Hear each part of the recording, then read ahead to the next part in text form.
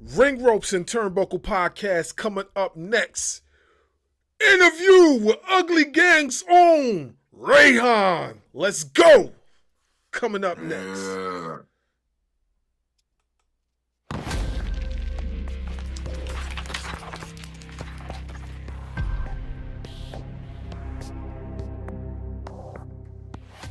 Following podcast scheduled for one fall. Introducing first, they are the Internet Podcast.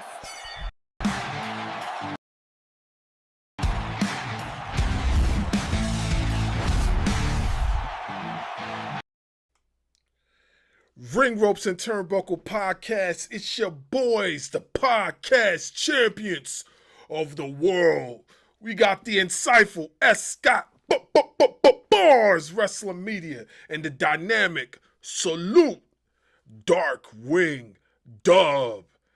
Our special guest, the GOAT himself, Reyhan Ugly Gang. Let's go.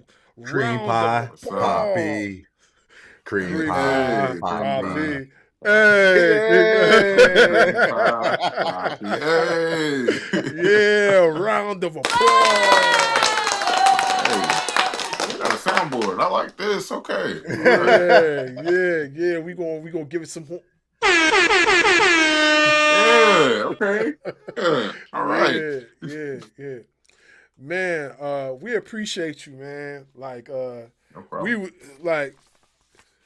he'll tell you we was looking forward to this. Like, you was the last member. Like, we had got all your peers on here. We was like, yeah. He was like, yeah. It's like, yeah. You really? They said if you really want to know the story behind Ugly Gang, you gotta talk to the man of the hour right here. So we was like, yes, let's get this going. So we appreciate you. You want to start off, Dub? Hey, bro. So your partners in crime, Mr. Vega and Mr. Holt, they spoke very, very, very highly of you. Very highly. Oh my God, man. Yeah. First thing is first. I wanted to get this off my chest real quick. I want you to know, if you haven't seen the interview yet, Zamir has called y'all out. They want the yes, Zamir and Ashton Starr and Isaiah Broner want a shot. Oh at my Ugly gosh. Gang. Oh my God. First of all, when did Isaiah get with them in the first place? Secondly, yeah, I didn't know. First of all, I feel like they just went and got him because they wanted somebody big because I'm big, and I don't appreciate that. But that's cool. You know what? Me and Ashton got a beef that's been going on for years, so that's perfectly fine. Because we was in a match one time, and I pulled his hair, and he whipped me with his hair as retaliation for touching his hair. So we got some unfinished beef because of that. So you know what? Tell Zamir next time you talk to him, because me and him haven't gotten a chance. We've been at Ashe together. He be at Ashe, but we ain't got a chance to be in the ring together. Tell him he better make sure he knows what he's asking for before he asks for it. Because that's a different experience to just saying you want to be in the ring with the gang and being in the ring with the gang. You feel me? Oh, I feel it, bro. I feel it. Hey, let me tell you something. I was not privy to Ashe, right?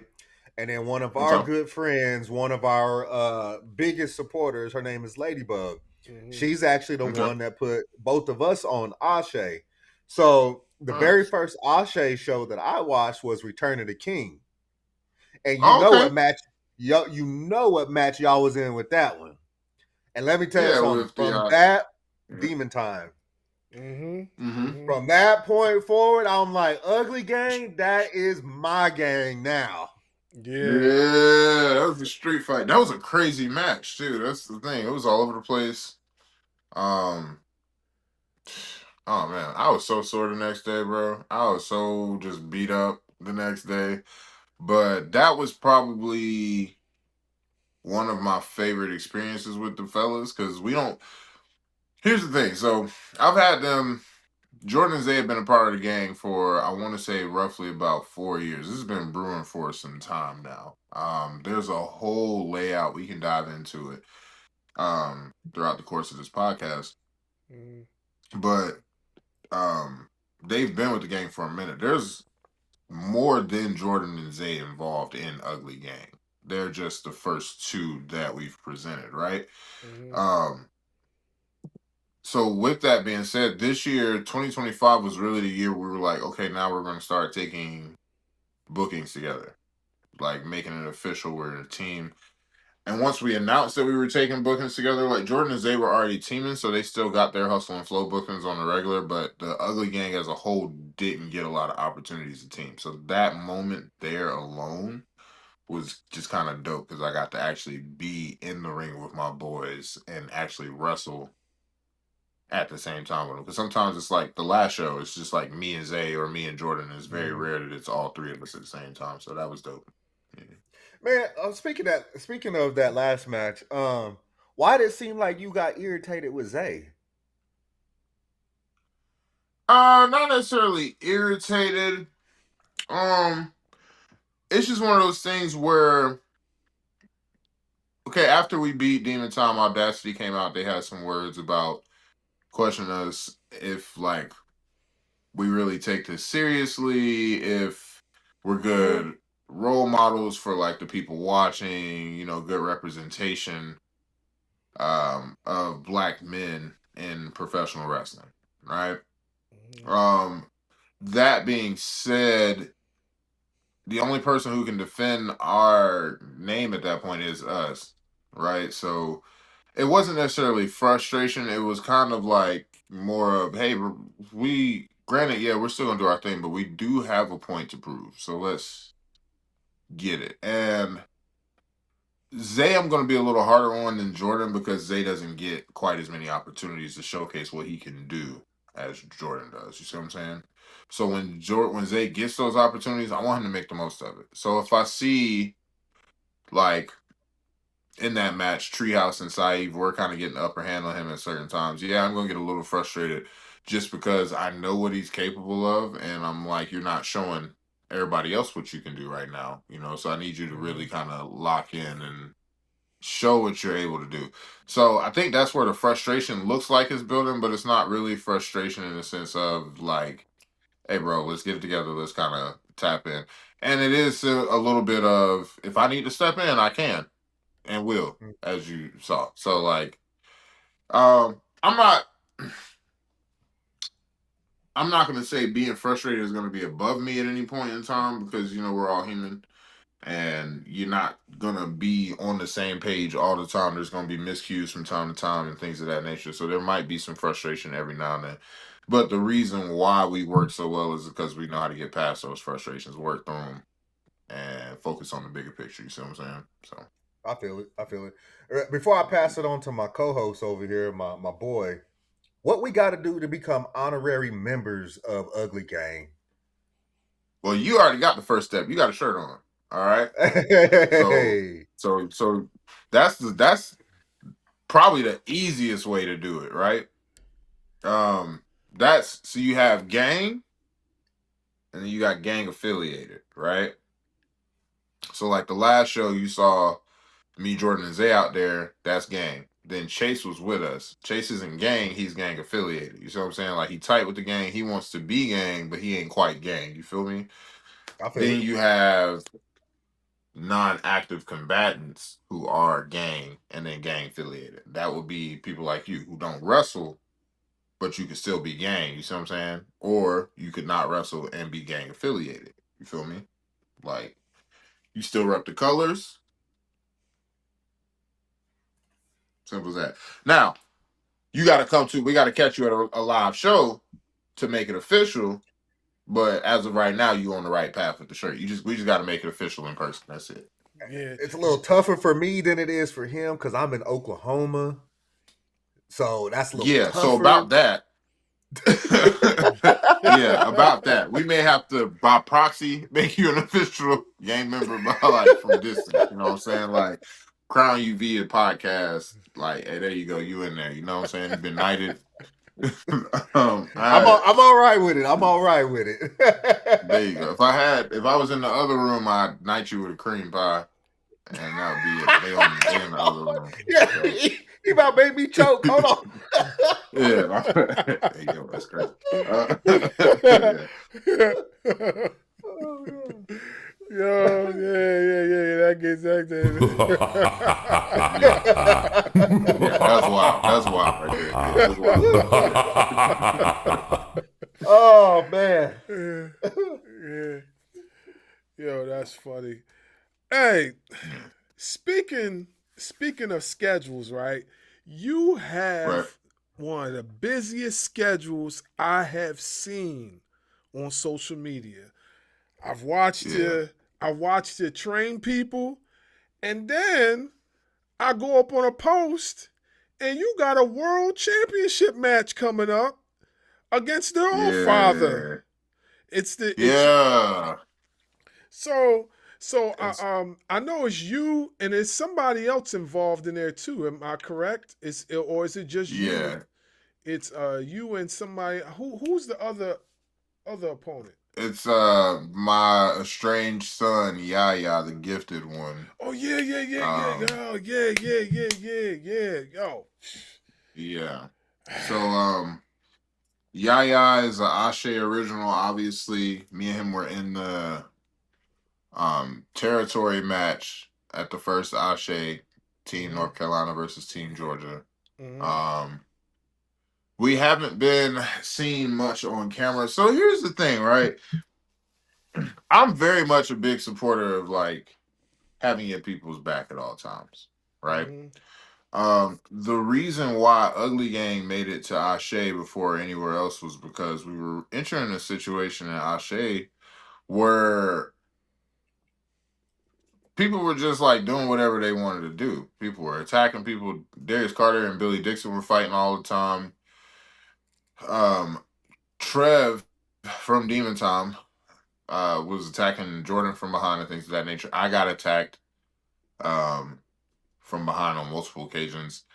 And then one of like the biggest oversights that people seem to forget is that I was originally in the tournament to crown the first Ashe champion. I never got to compete in my match. I got attacked by Noel and taken out and replaced with frontman Ja, who won his match in advance.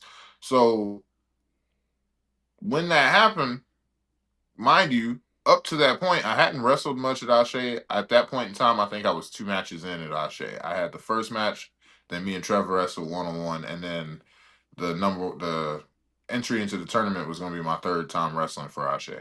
But that was like show 5 or 6, I want to think, at the time. But I've been on every show because I was in Yaya's corner supporting Yaya. I had Yaya's back for everything he needed. So then when I got jumped, where was Yaya?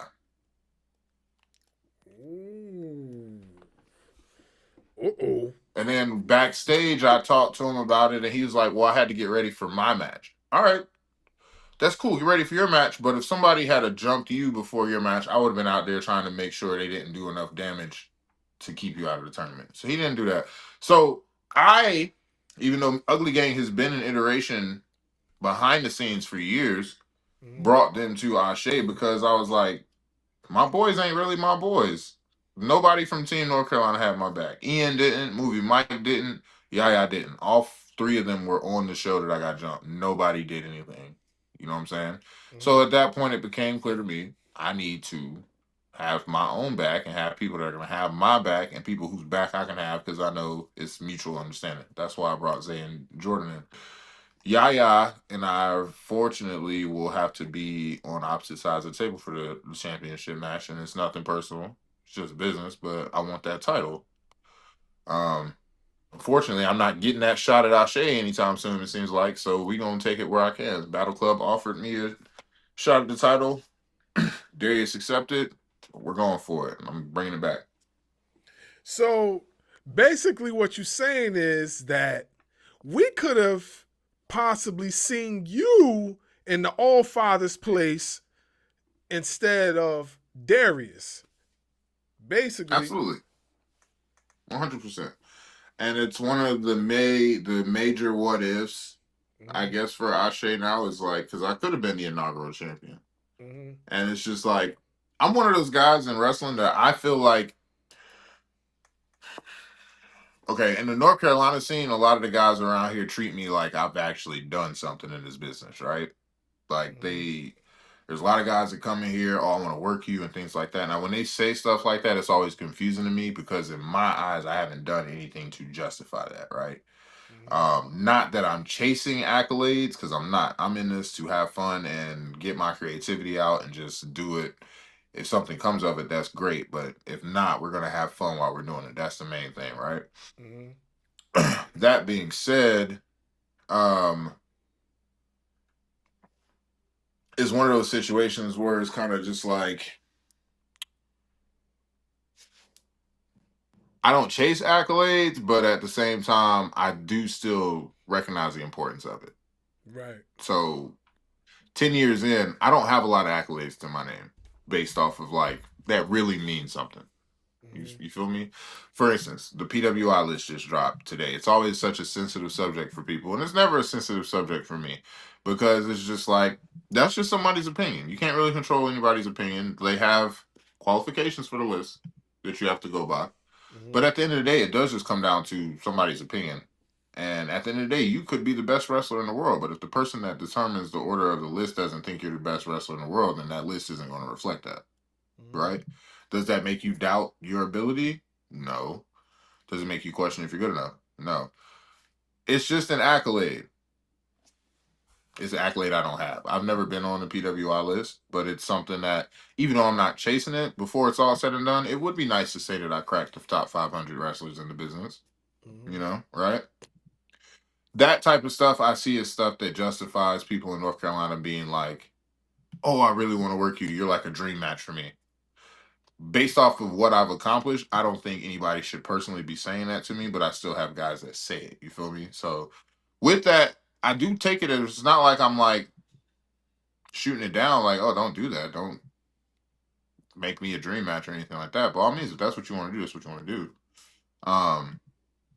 But I feel like there's more accolades that's needed to kind of do some things. It would be nice to have the PWI list. It would be nice to consider myself world champion. In order to do that, I have to have certain types of matches. A match with Darius Carter for the Ashe Championship is a way to kind of put things in motion for that. You see what I'm saying?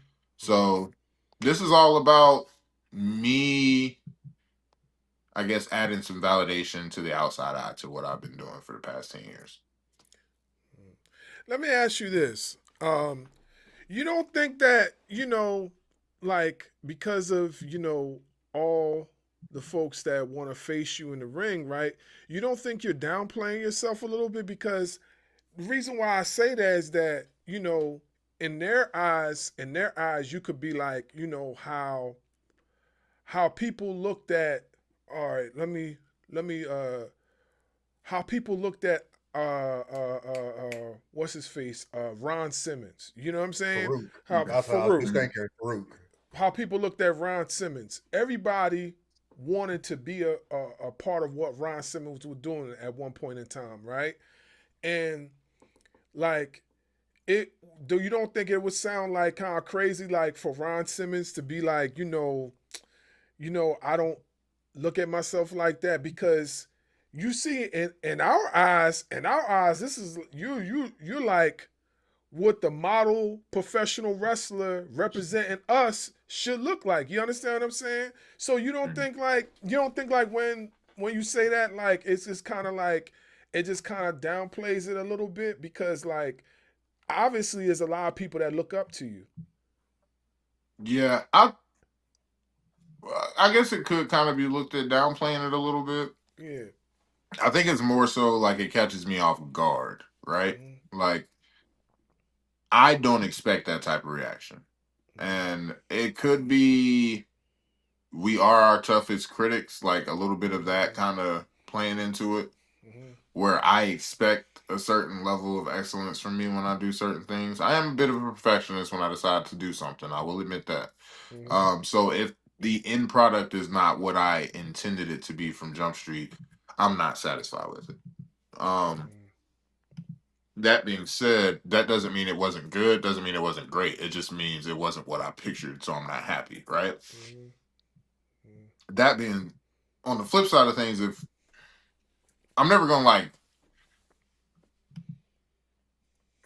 invalidate someone's opinion of me, right? Like if somebody comes to me and they feel like I'm just like this guy that they feel like is a big deal, I'm not gonna be like, no, you're wrong. I'm not a big deal. If that's how you feel, that's how you feel. I can't control that.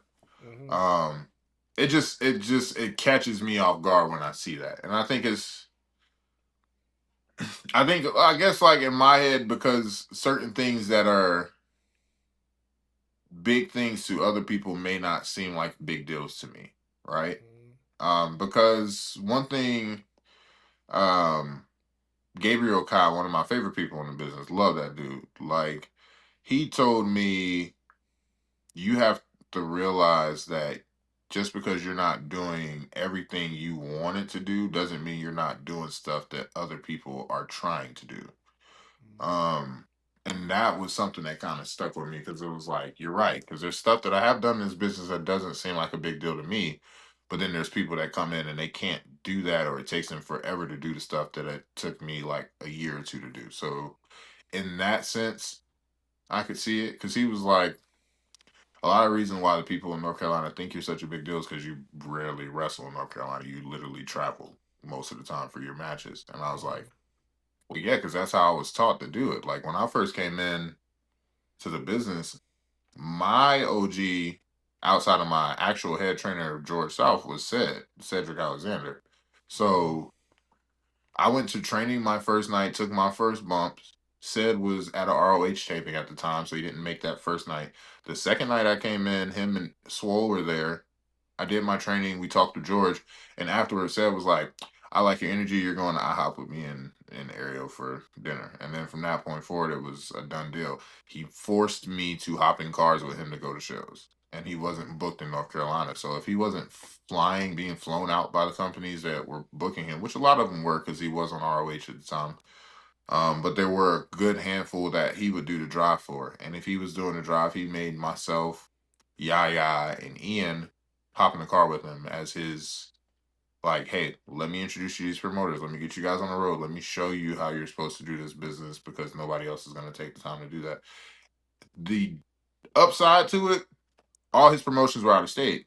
So we are going to shows with him for 3 to 4 months. And then when he gets signed by WWE and we go to those last shows with him, all those promoters book us because they're like, you're Sets guys. We put you in dark matches while he's here. We can trust y'all. And that legitimately started most of our out of state bookings right then and there because he took us with him before he left. Mm-hmm. And then from that point forward, some people that were starting at the same time as us in the same states we're only wrestling like local North Carolina promotions, and then you have myself, Yaya, Ian, people who have been in the business for a year at that time, wrestling in New York and Boston, Florida, Georgia, all up and down the East Coast. So yeah, it did look like a big deal to a lot of the guys that we were around. So then when he pointed that out to me, I was like, I didn't even think about that. Because in my head, I was just like, everybody's doing this. Everybody's traveling with their trainers and their OGs to get to these shows outside. And I wasn't really paying attention to the fact that most of the North Carolina guys that I was coming to this business around were only wrestling in North and South Carolina because that's all they could get. Mm-hmm. And those promotions weren't like the big promotions like the PWXs at the time or the AML, like AML is now and has been for years. The biggest promotion in North Carolina, I believe. DPW now, being a consistent one.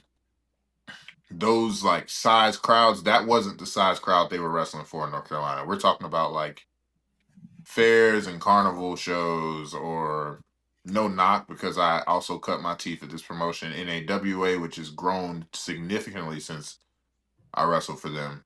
But back at that time, you're looking at audiences of like 30 to 40 people. And that's what the guys that I came into business around that didn't train at hot spots and didn't get under said were used to working for years because that's all they could get. So then, yeah, seeing us work crowds were like 200 or 300 people every weekend does seem like a big deal. It does seem like we're on a different level from them, even though we're technically on the same level.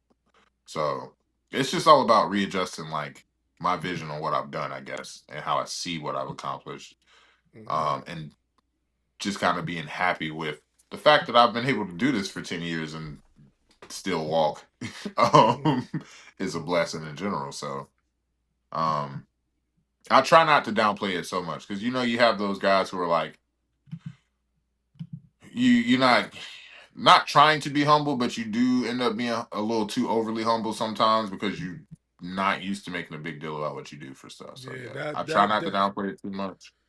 yeah, that's the word I was But looking for, overly humble, because like the way I was seeing it when you was explaining it was like, yo, these guys idolize you and they see they see you accomplishing these goals at such a fast rate.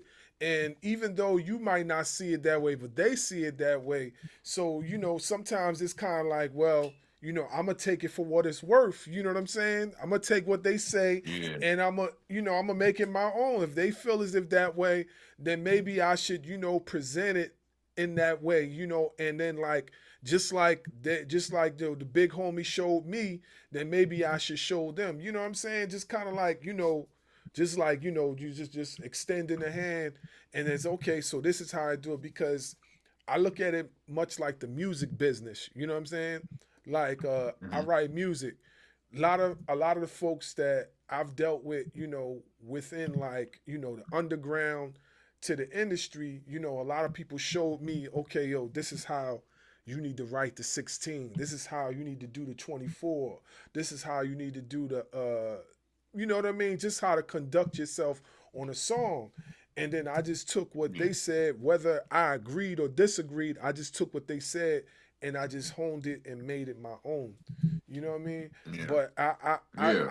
I definitely hear where you're coming from, like we were just looking at your history, like your accomplishments for us are crazy, you know what I mean? And Mm.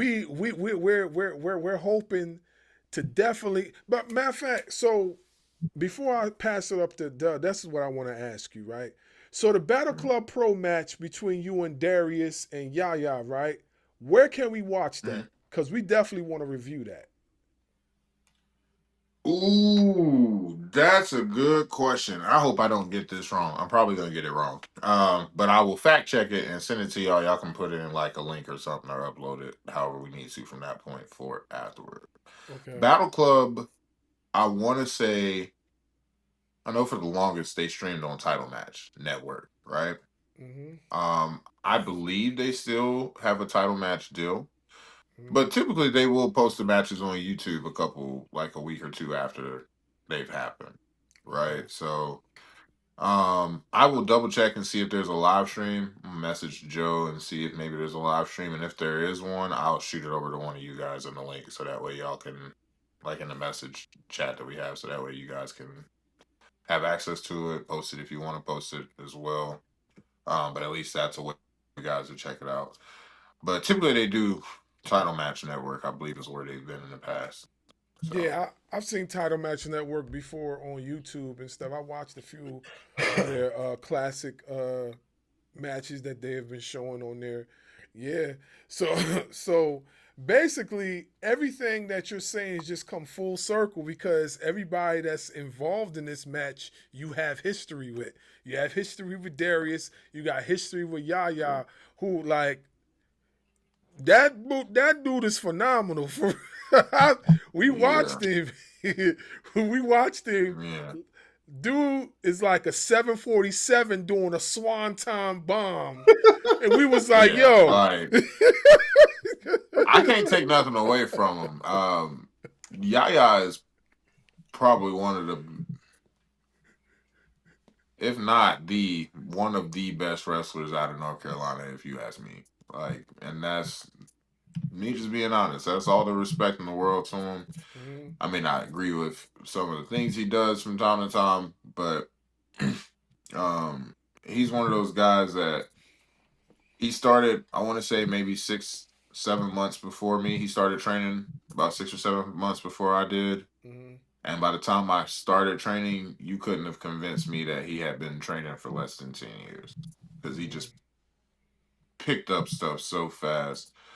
And he was one of those guys when he came in and he was young. He was a little arrogant right off gate. The gifted thing, him being the gifted one, is not a gimmick in his head. That is him. All day. As good as he says he is, he believes he's that good, 100%. And the thing that makes you so frustrated about it on the opposite side is he backs it up. Like, and it's just like he backs it up with ease. And you look at him and you're just like, I wish it came to me that easily. I really do. People get on me and give me a whole lot of props for my creativity, my promos. That's where my forte is. That's where I thrive, right? Yaya, that in ring, the way his brain works around it, like, you're not going to find too many people who are going to be able to understand and move the way he does and know what works for him, what works for his size, and how to make it make sense so people don't question it. Whether it's fans or whether it's vets in the back who understand how the business run, nobody questions what he does because it all makes sense. You can try and poke holes in it if you want, but you're not going to be able to find one. And I think that alone is a ring IQ that is, you can't be taught. You have to just have it. So, Yaya, for the longest, I tell people ask me who my favorite wrestler is, I say Yaya. Nah, Yaya is dope. That man is talented. But it doesn't matter how talented you are. You still got to take an L sometimes. So he'll be all right. He's young. He's got a lot of time to bounce back. This is what it is, right? Go ahead, Doug. It's part of the game, bro. It's a part of the game. Exactly. It's part of the game. Like, I expect him to have the same mentality towards me. And if he don't, then he already coming in a foot behind. So for sure. Before I get into what I really want to ask you, I was just listening to you talking about when Yaya didn't have your back, if you got attacked by Demon Time, Trevor, Eon, and all them. So did you feel any kind of vindication when Ced attacked Yaya? I mean, vindication might be a strong word because that makes it seem like I'm happy it happened, right? And I'm absolutely not happy it happened. I don't want people to think I find joy in other people's pain. I'm not a masochist most days. You know what I'm saying? Like, however, there was a bit of poetic justice to it, right? So the lore behind it, because Ced is one of our OGs, he picked up when we first started training before he got signed. He picked up one of the advanced nights of training as his class. So Ced is our trainer too, right?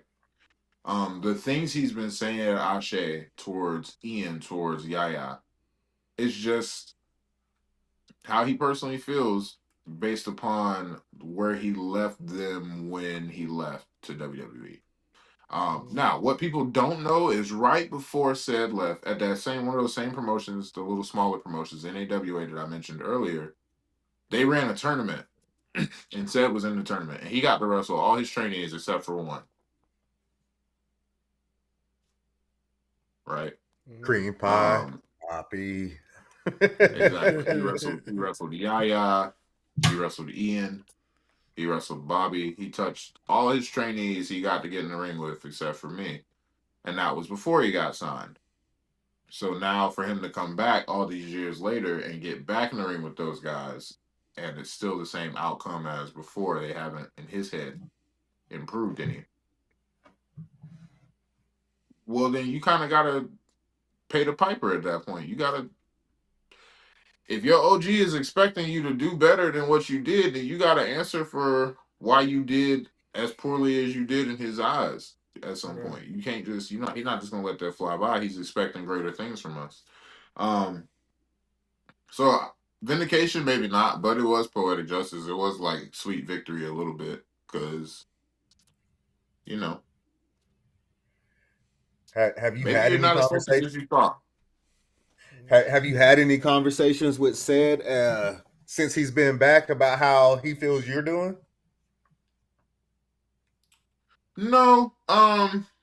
Me and Said talk a lot. So for those who don't know, I was Said's best man in his wedding. That's like my boy. Like out of the hot spots people, I'm probably the tightest with Said out of the group, right? Mm-hmm. Aside from his wife, clearly.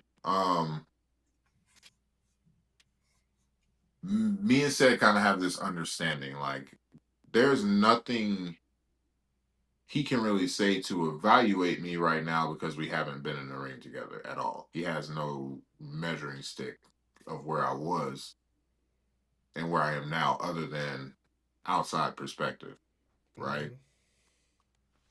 So if we're basing it off outside perspective, I was winning matches before he left. I'm winning matches now. So that's really all he has to base it off of. So there's not really anything for him to dive into with me just yet. If at some point we do finally get into the ring, that may change. You know, he may look at me the same way he looks at Yaya and Ian. Um, or he may not. He may see me as the one that actually took what he taught us to heart and doing something with it. Um, because let's look at it. Yaya and Ian have started to build. Yaya has a little bit of a bigger reputation than Ian on the wrestling scene. But they're not on TV. They're not getting signed. Just like I'm not on TV. I'm not signed at the moment either. Um, but what am I doing in the meantime? I'm building something. I'm building Ugly Gang. I'm evolving as a entity in wrestling just in general. There's so many layers to what I'm doing that you really don't know what's going on right now, right? Um, if you go to my page and if you could isolate all the wrestling videos on my page, wrestling promos, matches, all that, you just isolate them all and take all of the personal training or the comedy stuff that I do outside of it, take all that off and just focus on wrestling. You're not gonna know what's going on, right? Because then you got videos of me cutting promos as Reyhan. Then there's videos of me cutting promos as Montana. Then there's videos of me insinuating that there's more personas to come. You don't know what's going on. Then you have videos of Ugly Gang, which don't reference any of the personality switches that are going on. So it's just like you're kind of all over the place. And then randomly you'll just get some random creative style video promo of me of doing like a get ready with me for this match. That doesn't make any sense with anything I've got going on, but it's entertaining and it adds value. Now, when you get to the end of it, 10, 15 years from now, it'll all make sense, but you gotta stick around for the ride for that as it evolves, you see. So, and I drop little clues and hints along the way so that way if you are paying attention, stuff will connect down the line and you'll be like, oh, snap. Um, but I'm doing something outside of just wrestling matches. You see what I'm saying? So when it comes to how I'm impacting the wrestling scene, how I'm impacting the indie wrestling scene, I would say he has a little bit less to critique me on compared to the others that he's already been in the ring with in that sense. Because it's And very linear. They're focused on their career. I'm focused on my career while also building others up at the same time, which is the same thing Sed was doing before he left. makes perfect sense to me. Um, Yeah. he also got to remember he can't attack you like he's doing Yaya and Ian because you That's what got I'm the saying. gang, you Him got the gang Lombard behind you checking. too. That's what I'm saying. Him Lombard checking Yaya or Lombard checking Ian and then attacking them after the match goes a lot differently than him doing that to me. One, Yaya's a bigger guy now, but he wasn't always a bigger guy. I've always been a bigger guy. I know how to throw my weight around. So, yeah, you might exhaust me energy wise, but if you think you about to just manhandle me just because the match is over and I'm tired, you got another thing coming.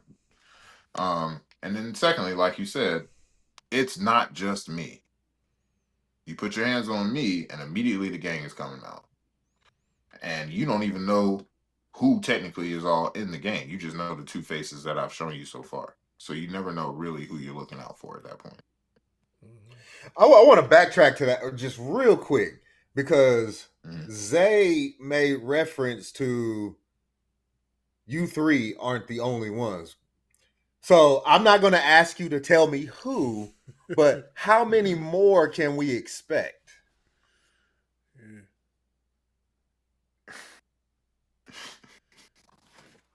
All right. So in a perfect world, right? If I have my way, right, which I will. Okay. Um, Here's the infrastructure. Ugly Gang is the wrestling mirror of a real life gang, right? So you have your Triple OG, the founder, which is myself. You have your OGs, which are your set leaders. So I'm Triple OG. My OG under me is Jordan because he's the first recruit. Okay. When I step aside from any type of direct set leading responsibilities, that's Jordan's set to lead, right? So him, Zay, and whoever else is in that set. But it is a gang. And gangs are comprised of multiple sets. So you have the OG set, and then you have the OG from the Southeast and his set, the OG from the Northeast and her set, the OG from the West Coast and their set. So we got a he, a her, and a they. Cool. I was picking up on that. I was picking up on it. I don't know if my boy over here was, but I was picking up on that. I picked up on it.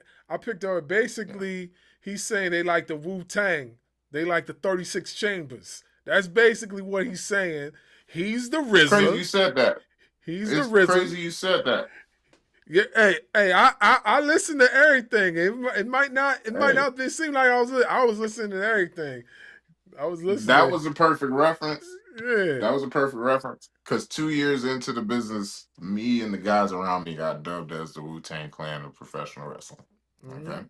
So that's a perfect reference. Mm-hmm. Yeah. So if we had the name, you said you said the first three. So you the RZA.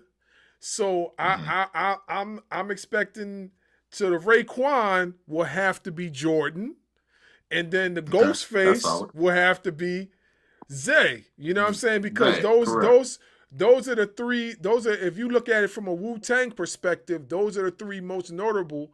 And then of course Method Man's the other notable guy, but we don't know who's the fourth guy. We don't know. Yeah. So you don't know yet. I know. I know who it is. Yeah. I'm up for the surprise. That's why I didn't ask you to tell me who. I'm up for the surprise. I was just wondering how many more are we expecting.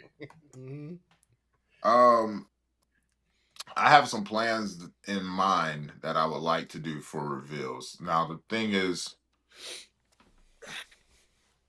I love being on the indies because I have creative control over this all by myself. Like, this is something I want to do. Well, I have the freedom to do it. I just have to get people who are willing to see the vision and go along with it, right? The biggest issue though is getting promotions to go along with it, right? Because it's, at the end of the day, unless I'm gonna run a show and book my own show and fund it to where I can get these storylines across, and I have to rely on these promoters to see the vision I'm trying to paint and be like, yeah, let's run with it and give it a try and see what happens, right? Ideally, I would like people by this time next year to just kind of look around and be like, where the fuck did all these people come from? Pardon my language. I apologize. But where the heck I want people to really look around and be like, yo, where did all these gang people come from? And just kind of be confused as to like how it got so big so fast. Right? But that's if I can get everybody to play along. That's the thing. Because I don't want it to be just some new age Bullet Club or some new age NWO type deal, you know, where it's just like, oh, this is just another group with a whole bunch of people in it. That right now Reyhan's the leader, but in 10 years someone else might be leading the faction. I don't want it to be that deal, you know, where like 10 years from now, whatever iteration of the group looks totally different from what the original vision was. I don't want no ugly gang black and gold. All right, you know, or gun club ugly gang. I just want my sets And I don't want them people to be looking like, well, yeah, they're technically Ugly Gang, but they're not really Ugly Gang. No, if you see an Ugly Gang set, that's Ugly Gang set. And I want people to make sure that's clear. And one thing I've made very importantly to anybody I approach, because when I approach OGs about running their set, I tell them, I'm not picking who's in your group. That set is supposed to be a reflection of you. So you make that group look how your vision is supposed to look. Like pretty much, I'm creating a faction spot. You get to fill the faction. Go create your own faction. Just remember, everything you do while wearing those colors is a reflection of our group. So be mindful of that. Okay. And just because you're with Ugly Gang doesn't mean you can't team elsewhere with other groups and other factions and stuff like that. No. Because that's where the gang affiliations start to grow. Because then you start to get even more kind of convoluted of, all right, well, that person's not gang, but are they affiliated with the gang? Mm-hmm. You know, simple as that. Yaya and them lost that affiliation when they didn't have my back. Because then if you don't have my back, then my gang not going to have your back. You see what I'm saying? So. Makes perfect sense to me. But, yeah. The idea is to get it pretty large, but I don't want it to feel like it's one of those things where it's like everybody's a part of the group. It's gonna be a large number that still feels exclusive, right? Like I don't know how I get in, kind of like how you were. How do I get to be an official member? I want that to be an ongoing question. How do I get to be gang? Right. You know, and then we're getting it already as it is, but I want that question more. I want everybody to be gang.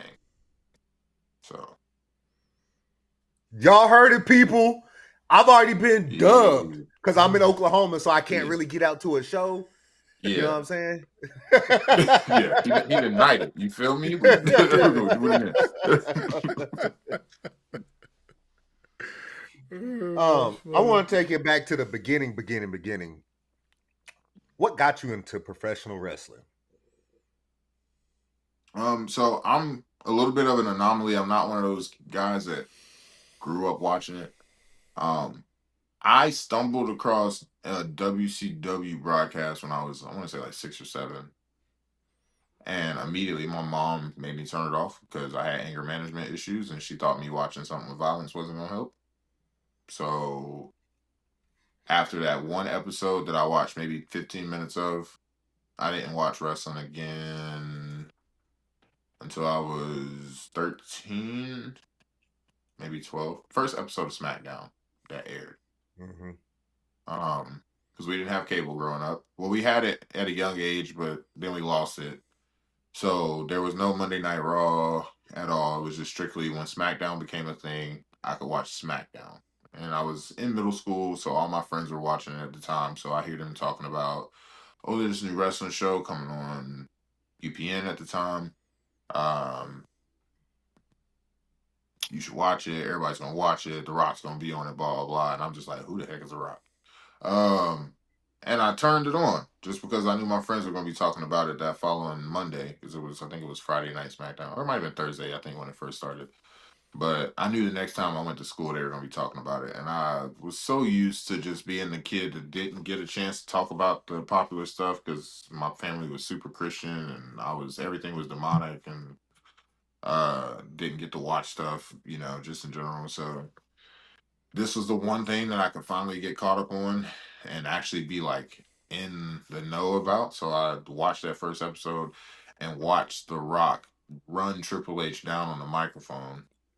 And from that moment forward, I was hooked because, black community, I'm raised around people talking trash. And then I see this guy that is like excelling at trash talking to somebody. And I'm like, oh, this is my guy right here. Heck yeah, we're locked in.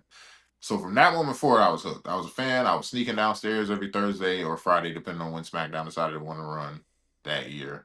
But I was sneaking downstairs while my mom was upstairs. My dad was working third shift. I was recording SmackDown tapes to watch it later when I knew they were both asleep or not available. And I was keeping up with it and sneaking and saving my lunch money to order pay-per-views. And and still getting my butt whooped for ordering pay-per-views without permission, even though I was paying for it with my own money, and just fell in love with it. So one day I was 25, 26, because a lot of people don't know is I'm significantly older than most people in this business. I just don't look it quite all the time. I wouldn't have guessed it. I was like 25 or Yeah, 20. I wouldn't have Yeah, I either. know. Like, a lot of times when I tell people my age, they're like, "There's no way," and I'm like, "I'll show you my license right now." But I came home from work. I was working this desk job, and I was just freaking miserable. And me and my mom have had this conversation since I was a kid. Where I was like, I'm not gonna be stuck at a job that I hate. I refuse. Absolutely. Like, if I gotta spend 40 years at this job, it's gonna be something I love doing, because I refuse to come home miserable about what I'm doing. So I came home one day and I was just like, I got finished. I was making good money. It wasn't like I was working some fast food job. I was making a good money desk job. I was on track to be moving up to management, but I just was not happy. And I came home. My girlfriend at the time was there. She had made dinner. She was like, "Don't worry about it. You'll sit down and figure something out. If we got to put our heads together, we will." She went home, and then me and my roommate turned on Raw. Um, and we were just watching it. And out of nowhere, I looked at him and I was like, "You know, it's crazy. I think I could do this." And he was like, "Honestly, yeah, you probably could. I just don't know how you would get in it." So we spent probably a year trying to figure out how to get into the business. He messaged Jay Lethal on a Facebook page one day, never thinking he would respond, because it's like one of those fan pages. So it's not like even like they're friends. So he's just like, he's never going to see it. But we'll message him and just see. And he was just like, "Hey, man, I know you're probably not going to see this. Me and my roommate are trying to get into wrestling. We have no idea where to start. Can you, if it's possible, if you see this message, can you kind of point us in a direction, just any direction, on how to get started?" And he sent us to hotspots. He pointed us in the direction of hotspots. I'm assuming he had known hotspots, because hotspots is pretty prominent in the wrestling business, but at the very least, he knew it through Cedric, because like they were both in ROH at the time. But he told him about hotspots, and we went and visited. And it still took me a year after we visited the first time to sign up, because I didn't like that. I'm not part of this wrestling world. I keep trying to tell people this. I'm an implant. In other words, I wasn't raised in this. I don't necessarily follow or agree with all the etiquette of this business. I do what I need to do to stay relevant, but most of the stuff, I'm looking at a lot of these people in the business with the raised eyebrow, like, keep that over there.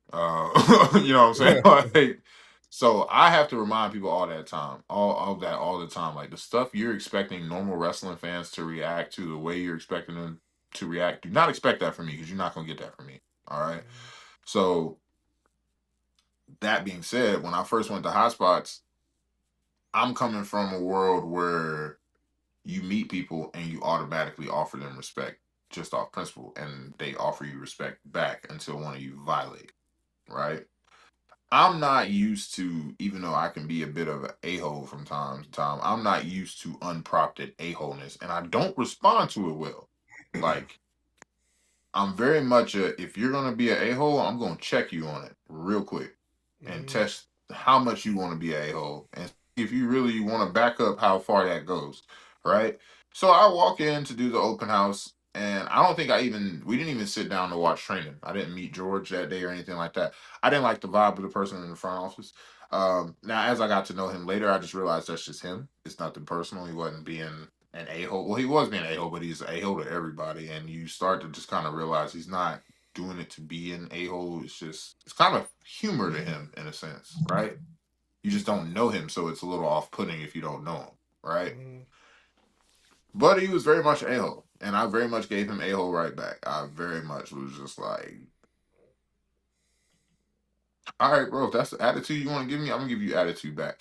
And it very much was off-putting to him. I don't think he knew how to take it, because he's used to, oh, these green guys coming in, you're gonna show respect. And I'm like, I'm gonna show you respect if you're gonna show me respect too. But if you're gonna be disrespectful just because I'm new, then we can throw hands if we need to. That's perfectly fine. I have no problem with grabbing heat for putting hands on you because you think I'm just gonna take disrespect because I'm new. That's not how I work. Absolutely not.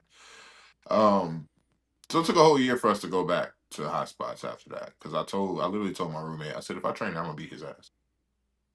And he was just like, well, I don't think that's gonna be good. And I was like, well, yeah, exactly. So,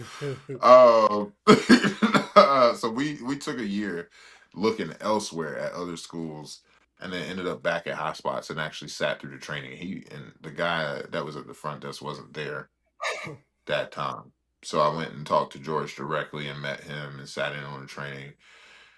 And then shadowed for 3 weeks before I got started, just because my roommate needed more time to save up the money to start. He wanted to start at the same time. And then we got started, and the rest was history. Now, he quit 2 months later, but I'm still with it. So, did you play any sports? Did that also play a part into you wanting to get into wrestling? Because you're a big guy, so I imagine you'd be in on a basketball court somewhere. You think, right? Nope, I'm just big for no reason.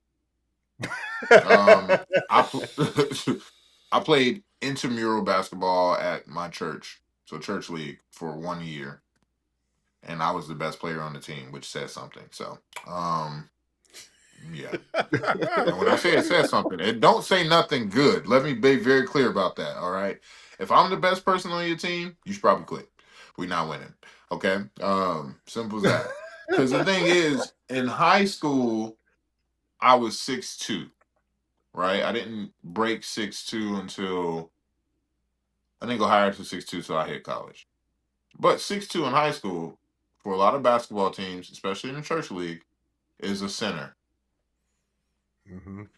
6'2" in college is not a center. You're lucky if it's a power forward. It's really more small forward and lower at that point, right? Which involves a lot of shooting, which I've been playing center my whole life, so I don't have experience doing that. I've been rebounding and laying up and still missing a lot of those layups, by the way. So telling me to get further away from the basket and shoot was not a good way to improve my game. You know what I'm saying? Oh, no. So when I say big for no reason, I mean big for no reason. But only because I did not go to a traditional high school. I went to an art school, which did not have traditional sports. So in order for me to play sports, I either had to play at a church or play at another school. And because I was smart but lazy, I didn't have the grades to play for other schools. All right, because I didn't do my homework. I would pass all my tests with flying colors. I just didn't feel like doing the homework. So I was on academic probation a lot. So no, I didn't play sports. I probably would have been a lot better if I had better grades and actually played under a coach who would train and teach me. But when I tell you I played church league, we had one practice before our first game. And that was that ain't gonna get you nowhere. And nope. One practice before our first game, and that was the day before the game. No drills, no drill runs or nothing like that. No workouts together as a team. We just one practice the day before the game. And then we started the season. Exactly. We started the season and we lost every single game. The only game we came close to winning was the first round of the playoffs that everybody got entered to. And we lost by 1 point. Jeez. Almost won. They hit a game winner at the end. Jeez. And I literally said out loud, I said, it'd be crazy if the first game we win is the first round of playoffs. And as I said that, he hit a 2-pointer that put them in the lead by 1. I said, I should have shut up. You jinxed yourself. I jinxed myself. Yeah, and then we lost. And I said, you know what? That's perfect. Because why even get my hopes up winning one round just for us to lose in round 2? Because you're not going to convince me we was about to have a miracle lose all season and then win the playoffs out of nowhere. You're not convincing me that's what was going to happen. Absolutely not. So let's just go and get out the way. Get us out first round. Don't even tempt me with that. Because you know what will piss me off more than losing in the playoffs? Making it to the championship and losing in the championship. Just let me lose first round. Don't get me that close. Don't tease me, all right? I don't need the foreplay. I don't need the edging. Don't get me closer and be like yanking it away. Absolutely not. You're not about to blue ball me in sports. We're not doing that, okay? We either going all the way or we going none of the way. That's the way it works for me, okay? Don't tease me. That's all I'm God. saying. Either we doing it or we not. But if we not, we ain't even got to start. You see what I'm saying? Like, it's cool. We can just chill on the bench. We ain't got to even take your pants off. Leave me alone. All right, stay there. Okay. No. Bro, he said you're not gonna blue ball me in sports. No. Nope. Dang. Nope. Get Dang. me out first round. Dang. I told my coach Oh, they that's really didn't have nasty. to put us in the playoffs. They could have gave that first team a bye week. Honestly, give them a bye round. They don't need us here. You know the end Dang. result. We losing. Just go ahead and foregone conclusion. Save my bones. We good. Dang. Dang. That's wild. So what you saying is, cause I'm a hooper. I play ball. I play ball at least twice a week. You know what I'm saying? That's just And he part of my old. regimen. That's part of my regimen. Mm. So and my team, we made it to the championship. Like you crazy thing about my team, right? We made it to the championship twice, and we just can't get over the hump. It's like Couldn't somehow, get somewhere we over it. just get jinxed and we just get and we just don't win. We just get jinxed and don't win. Like either one of our key players get hurt or we just miss two key shots and lose. You know what I'm See? saying? I could have a phenomenal game and I was consistent. He'll tell you I was giving him a rundown the whole entire season for my jobs basketball league and we was cooking. As soon as we got to that championship, they had this one guy. I call him a ringer. This dude was hitting threes all over the place. Like See? I was Bro, like, should have been in the league somewhere. I was so mad. It was oh yeah, there's a yeah. You don't know that guy? He used to play for Camden High. That guy was a beast in high school. I was like, what? Like I was like, oh man. And I ain't trying to hear that right now. Get that man off the court. yeah, yeah. So I was like, man, but yeah, man.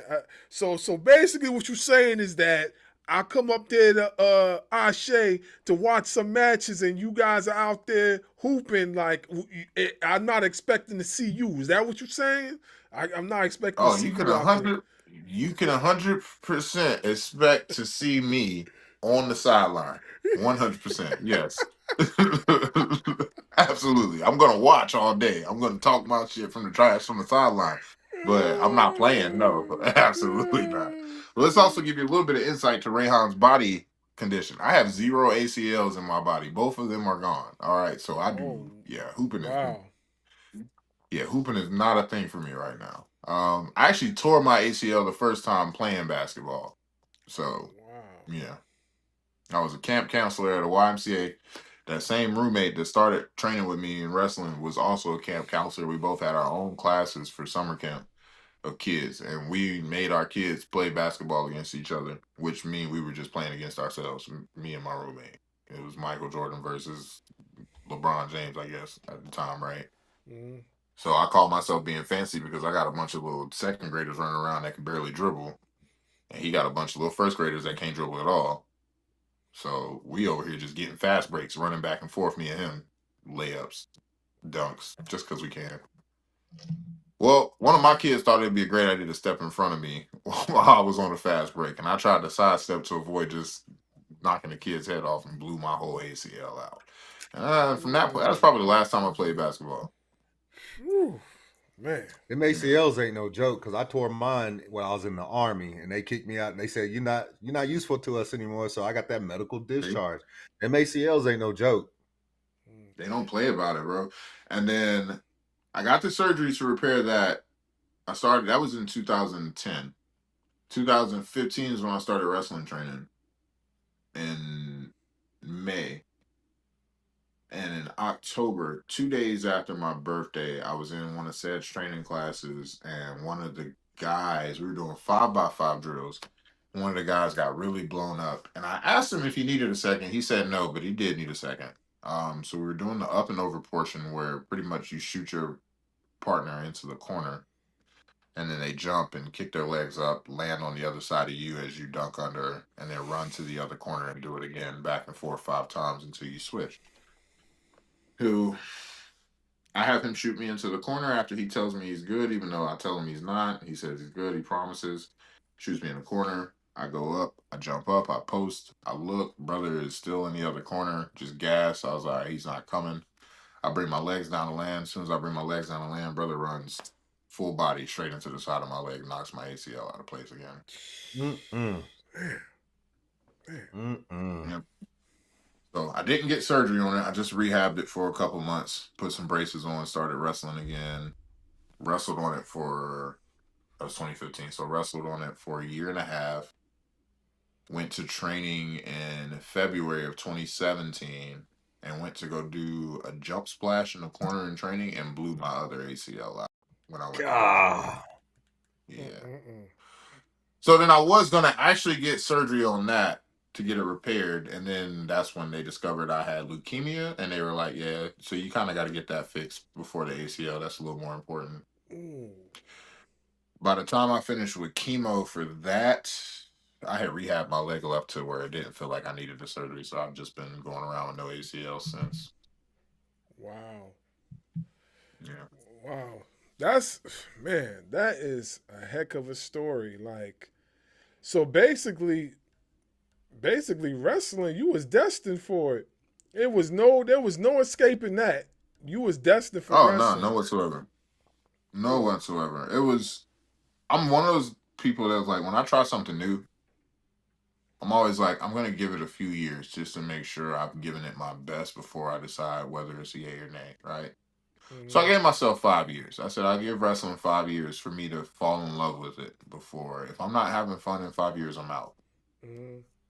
I fell in love with it the first day. I took that first bump and was like, oh, I don't need to evaluate this anymore. I'm good. I'm just going to stay here. And then it was just like I said, a lot of that stuff, a lot of that early success really just kind of fell into my lap, which is why I was like, no, this is exactly where I'm supposed to be. Because like I said, raised super Christian. So I'm like of the belief that if you're where you're supposed to be, things will fall into place because you're meant to be there. So they're going to attract themselves to you because that's meant for you. Right.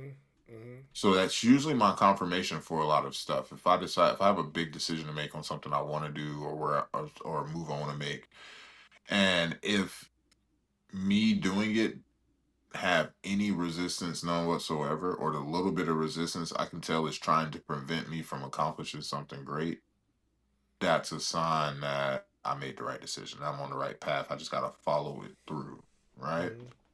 Like with the song, right? The Cream Pie Poppy song. So I did music for a time before wrestling when I thought I was gonna be Rockefeller Records next big signee. You know what I'm saying? Thought I was gonna have a chain. I wanted that chain so bad. Oh my god, I wanted a Rockefeller chain so bad. But I retired from music like completely because it's something my family does. I wanted something that was Reyhan, not like my family saying like, "Oh, you're doing it because your family does it." No, I want something that I enjoy. That when people see it, they don't look at that and see my family. They look at it and see me. Right. So that's what wrestling is for me. However, so the guy that produced the track for Cream Pie Poppy, he went to the church that I was raised in, where I was doing music consistently. And very much just like how it is in wrestling, there were people in the church who looked up to me that were younger that want to do music. So they saw me as like this guy that had already done it. Even though once again, I had not done anything. Now in wrestling, I can say I might be playing humble or downplaying it, but in music, I can 100% say I ain't done nothing in music. There's no reason why you should idolize me in music, none whatsoever. I understood why they did because I performed at my church a lot, so it looked like I was doing something, but I really was not doing anything, none whatsoever. Right? There are some accolades. Like me and my brother did open up for Anthony Hamilton during the first year of CIAA. So we do have some musical accolades, but at that time, those accolades hadn't happened yet. So there was no justification for people to see it. My producer was rapping at the time because he was really young. He didn't know what he wanted to do in music. He just knew he wanted to do music. By the time he figured out he wanted to produce, I had already said I wasn't doing music anymore. But he had looked up to me because I chaperoned their trip to the Bahamas when he was 13. he had looked up to me for that time. So he always in his head was like, his ultimate end game was like, I'm gonna do music with Reyhan. I'm gonna make songs with Reyhan. I'm gonna make songs with Reyhan. Now, fast forward years later, he's older. He's an adult now. He's one of my closest friends. We hang out on a regular basis. But he's literally spent the past 6-7 years trying to get me to make a song. And I'm just like, no, I'm retired. I'm retired. So when the Cream Pie Poppy persona started to become a thing, which was completely by accident, but it got over, so we ran with it, right? He was like, you need to make a song. And I was like, well, we're trying to make it a brand, so I guess that makes sense. So I didn't give him any fight on it. I was like, all right, send me a track, and we'll see what happens. But he already knows how I am with my music. If you think I'm a perfectionist with wrestling, music is a whole nother thing. I'm very insecure about my music, so it has to be exactly how I hear it in my head, or I'm not putting it out. Simple as that. And it was one of those things. He sent me the track, and the song that I originally wrote for it was completely different with what we ended up with. I was like, all right, send me a track. My fault. But I was pulling it up on was, Facebook. very. It was a lot of resistance. While I was trying to think of lyrics and stuff, I was just like, no, that don't work. That don't work. And I was like, you know what? Maybe it's because I tried to think of like a melody and everything before I even knew what the track was. I said, maybe I'm working too hard. Maybe I'm not really letting it flow. So I told him, I said, you know what? I'm scrapping everything I wrote for it. Just give me like 2 weeks to listen to the track and see what vibes. And I was doing Instacart and DoorDash for income outside of wrestling at the time. So I was literally in my car all day. And I literally would spend 10 hours out of the day just letting the instrumental run on a loop with no idea about what I was going to do. And one day I was just driving and then I started humming and it was the melody. And I was like, oh, that's kind of catchy. It's got to need some words to it. And then the words just started flowing immediately. And I was just like, oh, that must have been what the melody needed to be the whole time because the words I never wrote a single word down. Everything from that song never got written down one beat. Like, once I got the melody down pat, I literally would just hit restart on the song. And every time I hit restart on the song, another line popped up. And by the time I did that 10 or 15 times, I had the whole song. So then I just had to keep repeating it until it stuck in my head. And then we went in and recorded it. And I feel so sorry for my producer because he's never seen anybody record like that before. Because my process was all over the freaking place. I was like, all right. He was like, started from the top. I was like, no, I need you to go to this specific spot in the song. We're going to start there. And I recorded all the backgrounds before I recorded a single thing from the main lyric or the chorus. So it just had a bunch of background noises that didn't make any sense. And then I said, all right, start it from the top and hit record. And he hit start and recorded the top of the song, and I literally did everything from the first chorus through the end of the song in one run, and it brought everything together. And he was just like, I don't think I've ever seen anybody record that way. And I was like, honestly, I didn't think I was going to record that way. That's just how I needed to hear it for me to hit certain stuff at certain points. And we recorded it. And I had to go back and add some harmonies because I started hearing stuff once, you do music. So, you'll have an idea in your head. You'll do the song. It sounds exactly how you hear it in the song. And then you'll go home with that song and listen to it for like 5 to 10 days straight and be like, I hear more stuff I need to do. And then you go back and have to redo stuff to get that final product. So that's literally what it was. We went in, I think we recorded 2 times. We did 2 recording sessions. The first one was like 3-hour process of me like laying down the background vocals and just doing like a bass line for the verse and the chorus. And then I was like, my producer was like, oh, that's really good. I think that's the finished product. I said, nope. I said, give me a week. I said, send me that and give me a week. And then I'll be back next week to finish it up. And he was like, okay. So he sent it to me. And then I did the exact same thing that I did when I was trying to get the song. I just put the mix he had put together. I just put that on a loop while I was on Instacart and DoorDash for literally 3 days. And then I texted him and was like, if you got availability, I'll come over tonight and finish it up. He was like, I'm free. I was all right, cool. Coming over in like an hour. And I went in and then in an hour I had the song completed.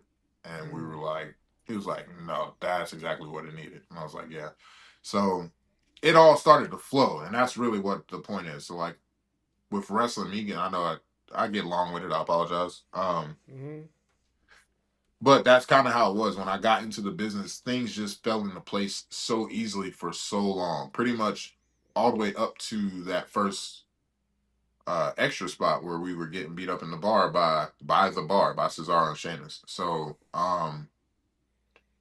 it was just like I didn't have to work for that stuff in the sense of like, yeah, I worked by training and going to training 3 times a week and going to these shows every weekend with my OGs and setting up rings and then reaching out to promoters on my own and hey, I'm going to be at the show that you're running. I'll be there for setup. If you guys need anything, security, run tickets, anything, just let me know.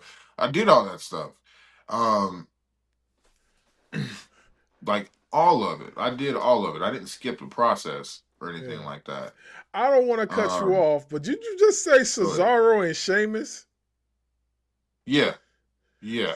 So, 2016 was the Raw after Thanksgiving. It was the episode of Raw where Cesaro and Sheamus had been at odds as a tag team from the longest because they were rivals before. Our bar fight is what got them on the same page. So them beating us up got them to be a legitimate team.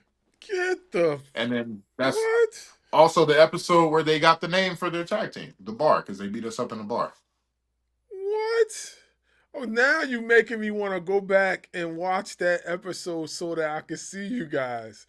What? Yeah, I'm a little heavier back then. I got on a great t-shirt. I was very insecure about what I was wearing because they told us to bring all black. And then when we got there, they were like, oh, we need y'all to look like y'all at a bar. And I said, I don't wear all black to a bar. So I had to scramble and find something from Walmart. I ended up in a great t-shirt and great sweatpants, which is not what I would wear to a bar either, but it's what I could afford. So very insecure about it. My dreads needed to be retwisted, and I was super fat at the time, very out of shape. But they gave me a speaking role. I got to say a line to Sheamus. JBL picked me specifically to do the spot. He was impressed with it after the fact. Vince McMahon liked the line back in Gorilla when we went to Gorilla, and I was watching the show from Gorilla for a little bit.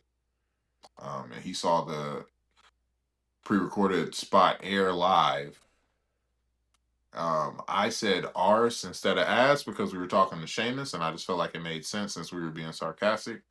And Vince goes, who told you to say arse instead of ass? I said, oh shit, I just fucked up. I said, it was me. I improvised. He was like, I like that. I said, oh, thank God. I thought I just messed up because literally the last thing George told me, because George got us that extra spot. Me, Yaya, Ian, Micron. He was the one that got us on. They reached out to, I think Terry Taylor reached out to George and was like, I need some guys. We're going to be in Charlotte. Do you have any trainees? And he was like, I got the perfect ones for you. They'll represent well. They won't make fools of themselves. They won't get any heat. They'll be good. And he sent us. So I already messed up, or almost messed up, because we had to be there at 1. And George told us to get there about 12:30 at the latest. And I walked through the security gate at 12:59. So I got to catering. It was a lot going on that caused us to be that close to being late. All right. So I was already trying to make sure I was on my best behavior, but also trying to make sure that I left a good impression to where they're like, we like him, bring him back. Right. So I was already kind of on eggshells. So then when he asked me who told me to do arse instead of just saying it regular, I literally froze because I was like, oh, this is how I get buried in WWE. I'm never going to get brought back. He's going to be like, nobody told you to say that. Your career is over. You suck. And I was so scared. So when he was like, oh, I like that. That was good. But it was such a relief, like off my shoulders immediately, like, okay, cool. And it wasn't even like a big fear of, yeah, you just ruined your career. Yeah, that is in the back of my head. But my biggest thing was like, oh, I just made George look bad. That's not good. And I was like, I was more worried about how I made my trainer look than I was about my career. Because I was just like, I don't ever want to be the reason why somebody's reputation is tainted because they stuck their neck out for me and then I didn't live up to whatever, you know? So that was the thing. Man, wow. That's a hell of a story. Yeah. I was like, because when you said, I was like, wait a minute, did he just brush back over that and just go into something else and then I was like, wait, hold on. We got to double back. I want to hear this because But see that's the stuff that like in my head. Okay, yeah, it is a big deal, right? It Yeah. doesn't necessarily always register as a big deal necessarily when I'm telling it because yeah, it's an extra spot. It's on TV. It got me some notoriety. I did get a little bit of extra push on bookings right after it. But then, like, I still haven't wrestled on TV. Like, it was still just me getting beat up in a bar, right? And then you Mm-hmm. have, granted, you don't want to get into, trying to keep up with the Joneses or comparing it to others. But at the same time, this is a business where you only have a short window to really make it to a certain level, right? Before they're like, you're really kind of too old for us to invest in, right? Mm-hmm. So when you hit my age where I'm at now, and you have people that came into business the same time as you, they train just as hard as you guys are having the same level matches, you both cut promos are great. Everybody sings raves about like what you do as a whole for their product. And then those people that are doing the same thing that you're doing, maybe not even working quite as hard as you to do it, but still doing the same thing, get the TV matches. Even if it is just, I'm here for 3 minutes to make your sign guy look good, they still get to showcase that they can wrestle somewhat, right? Mm-hmm. To the casual wrestling fan who only keeps up with WWE, I wasn't an indie wrestler who was filling a spot that got beat up in a bar. I was a bar patron who got beat up by some wrestlers. So yeah, the paycheck is good. I appreciate it. Yes, it's an opportunity for people who are wrestling fans and are familiar with indie wrestling to see me and see that I'm making moves. Does it add my name to the possibility of being a household name to people who don't keep up with indie wrestling? No. So in my head, I was like, this is good, but there's better, Mm-hmm. right? Even on the extra side, there's better. Like, yeah, it's cool to be the guy that's getting beat up in a pre-recorded scene. It's even cooler to be the person that's in their wrestling gear with their name on their gear, wrestling for 3 minutes one time. But then you start to build trust, and so maybe next time you're wrestling for 6 minutes against their guy to make their guy look good, type deal, right? There's levels to it. So that's why I have such a hard time not downplaying some of the stuff I've done because I see it as like, yeah, this is an accomplishment, but there was a better accomplishment I could have did, and I think I get a little too focused on that sometimes, as opposed to just being like, no, no, no, no. You know what? Yeah, that is an accomplishment too, but this is still a good accomplishment. Like this is still something to be proud of Mm-hmm. because that is something that I am proud of. I don't talk about it as much as you would think someone would if they were proud of it, but that is a moment that will forever be etched in as like one of my top five wrestling moments of my career. Mm-hmm. Um, Literally the first time I've been on WWE TV. So you're not going to take that away from me. It's always going to be a big moment for me. Now it's like I'm chasing the next moment. It's like what comes after that? Because if you ask me, that's the highlight so far, and that was in 2016. So now we're at 2025, almost 10 years later. What have we done to do something bigger than that since? Wow.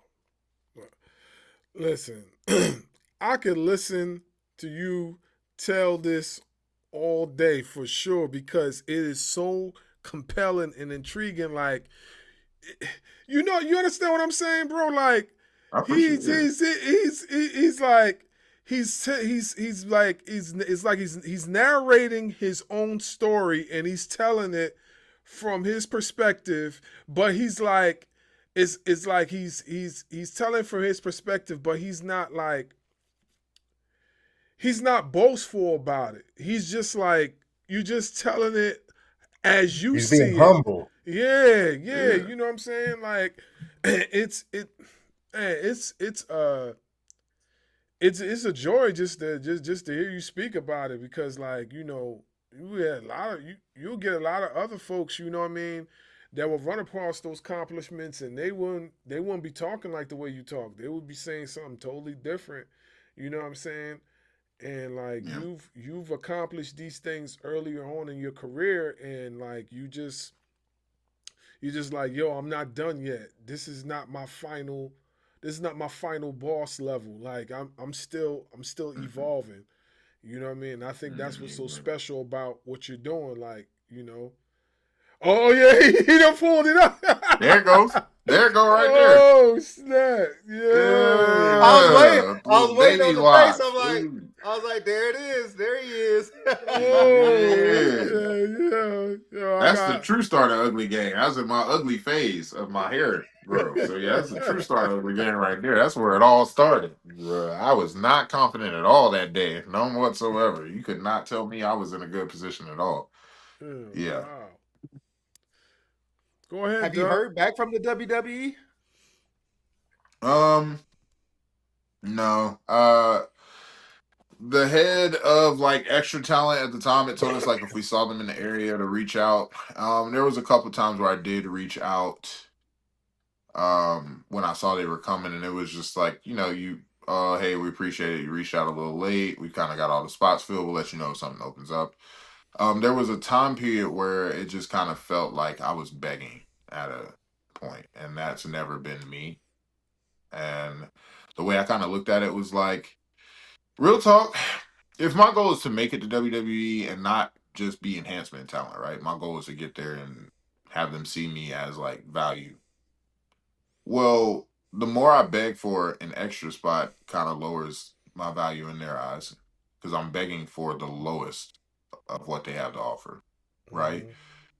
Two, the more I do it, the less value I hold as a serious competitor in the eyes of their audience. Because if you see me as an extra for 2 to 3 years putting over all these WWE guys, what makes you think that out of nowhere, 2 to 3 years after getting my butt kicked, I'm just gonna know how to beat these guys all of a sudden? When I say, hey, I'm gonna take this black polo and black pants that you've been kicking my butt in for the past 2 years off and put some wrestling gear, that doesn't make me a fighter all of a sudden, and it doesn't make me able to beat the guys that's been kicking my butt like it's nothing for the past 2 years, like a Right. possibility. So like in my head, it's a blessing and a curse because yeah, you do want those opportunities. You want the local indie scene as far as like the fans and people that support you to see that you are catching the attention of the people in the big companies because that's the Mm-hmm. way they show it by giving you those extra spots. Like, hey, we're paying attention to you, so make sure you're on top of your stuff, right?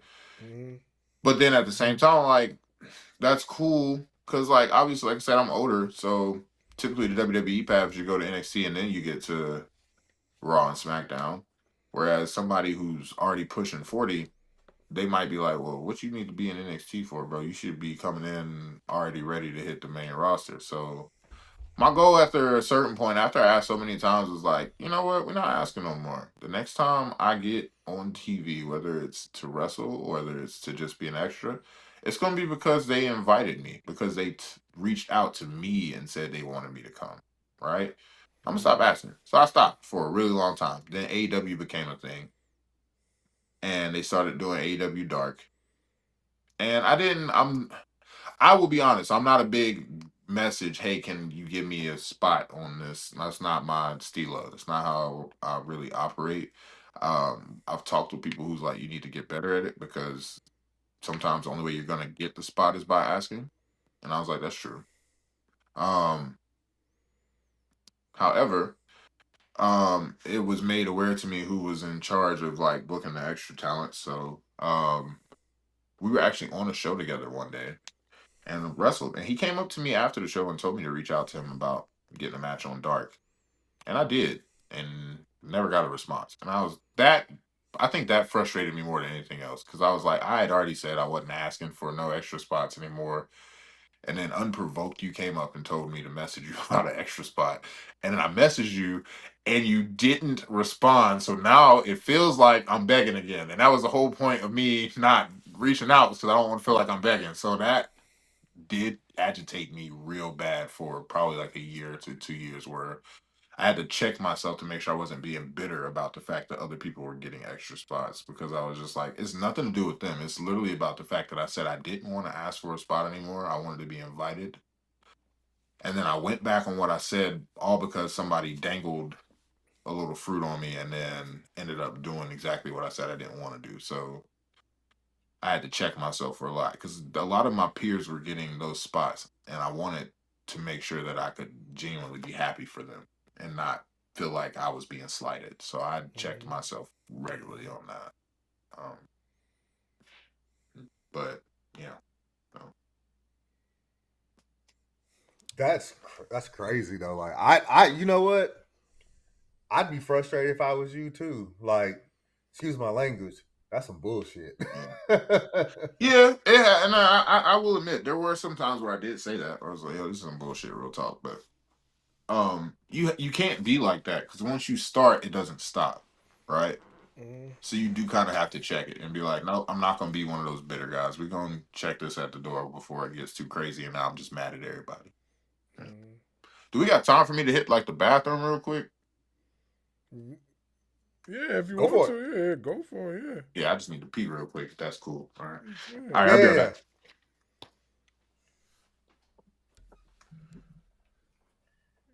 Yeah, I found it on. That Irish fella from Ireland. Yeah, well, welcome to America. You get the funny hair and the funny name. See you on TV last week getting your ass kicked. I'm sorry, your arse kicked. Be professional. That's what these things. Yeah, be professional. Be trying to get it kicked again. And look who's there with them. You don't belong here, boy. Yeah, he really said arse. That's crazy. Wow. Oh, that's wild. That's wild, man. That is not what I was expecting him to say when he was talking about it. That's why I asked him, like, he had to he got to double back. He got to tell us about that because that was crazy. That was crazy. Yeah. Booking.com has all kinds of stays because some love a rustic cabin. Others feel different. So I got a question. So being My bad.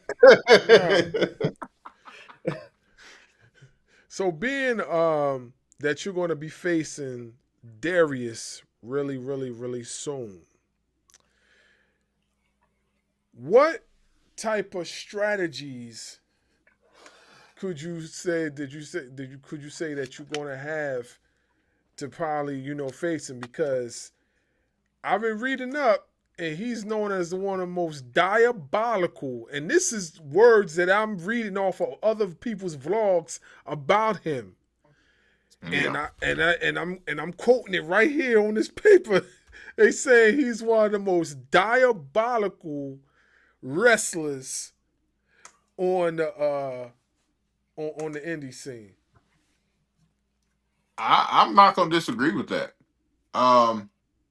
I wrestled Darius before in I want to say 2017, I believe. Diabolical is the perfect description for that man. The one thing you have to keep in mind with Darius, especially when you go into situations like this where it's not just you and him, it's you, him, and somebody else. You have to keep your eye on Darius at all times. Because what he does in triple threat matches is, yeah, he's going to get active. He's going to get busy. But at some point in time, Darius is going to slink out and it's going to be me and Yaya in that ring. And if you get so caught up in the fact of, let me take Yaya out while it's just me and him, you're going to completely forget the fact that Darius is lurking outside. And the minute he sees you hit something or Yaya hit something that he can get rid of the other person and capitalize off of, he's going to do it. And it has been successful for him every single time. So my main focus, just don't get distracted by Yaya. That's my main goal. All right. I know Yaya's a serious competitor. I need to take him just as serious as I take Darius. But Yaya is not as sneaky and devious as Darius is. So I need to have an extra eye on Darius. Both eyes on Yaya with an extra eye on Darius just to be safe. Yeah, I was just getting ready to see that because the last few matches we seen him in, he kind of did just that. Fly right in. Oh, here's my moment. Get out the way. Pin. 1, 2, 3. That's his thing. He's got a strategy. And I can't be mad at him because it works. You know? You see what I'm saying? Yeah. But now that we know the strategy is like do I have what it takes to counter the strategy is what we got to figure out. So that's what we're going into on the 4th. Mm-hmm. We in New York. Technically, Yaya is the hometown favorite. He's the New York guy. You know, born in New York, lived a good portion of his life in New York before they moved down here. That's his home. You know, so he's technically got the home team advantage. I mean, you could say Darius does too because he lives up there. But something about when we go to Battle Club, that New York crowd is just always in Yaya's corner. They don't like me quite as much up there. That's okay though. We'll What be part all of New right. York you guys gonna be at? Battle Club typically runs in Brooklyn. I Okay. believe this show will also run in Brooklyn. Okay. Yeah, I believe we're in Brooklyn this for October. Yeah. Cause I'm from Atlantic City, so like Okay. that's like a 2 hour ride. So that's why I'm I say saying that's that, not cause too I'm far like, off. yeah, no, it's not too far off. Like, and I got family in New York too, so that's what I'm saying. Like, I might have to make that trip. You know what I'm saying? Come through. Hey man, if you could pop in, you can pop in. You know what I'm saying? Come Yeah, see it. that's what Come I'm watch me thinking. dethrone. We can knight you in person since we Yeah. got to do the Zoom night for my Yeah. man's over here. But we can knight you in person. You Yeah, saying? yeah, nah. You know? I'm gonna put y'all up to that because I'm definitely thinking about it. You know what I mean? All right. I'm gonna see what my other peoples is doing because this is a lot of us that are wrestling fans in this area. So if I could load up my truck with about at least 5 or 6 of us, you know what I'm saying? We just come through. Hey man, y'all come out, hop in the car, ride through, come enjoy the show. You know, Yeah, yeah, nah, that would be dope. That would be dope. That would be yeah, dope. yeah. So I'm gonna see how it works out. You know, I'm gonna talk to the wife. You know, what I mean, see, make sure the kids are secure, and then Yeah, make sure everybody good, squared yeah, away. yeah. And then I'm gonna try to see if I can make that trip because that'll be dope. That'll be dope. Yeah. Go ahead, Dub. Bro, I'm not gonna lie to you. Like, I was starstruck with Odyssey because we had Odyssey on. Mm. I was starstruck with Elijah Burke, Oh, but nice. when I became a big fan at Return of the King, like, I'm starstruck right now. I'm not even gonna lie. That's wild. That's wild. Okay. That's Not even gonna dope. That's lie. dope. Not even. It is crazy because I typically don't get starstruck, but for whatever reason, tell me where the name Cream Pie Poppy came from, bro. Okay. Bruh. Okay. So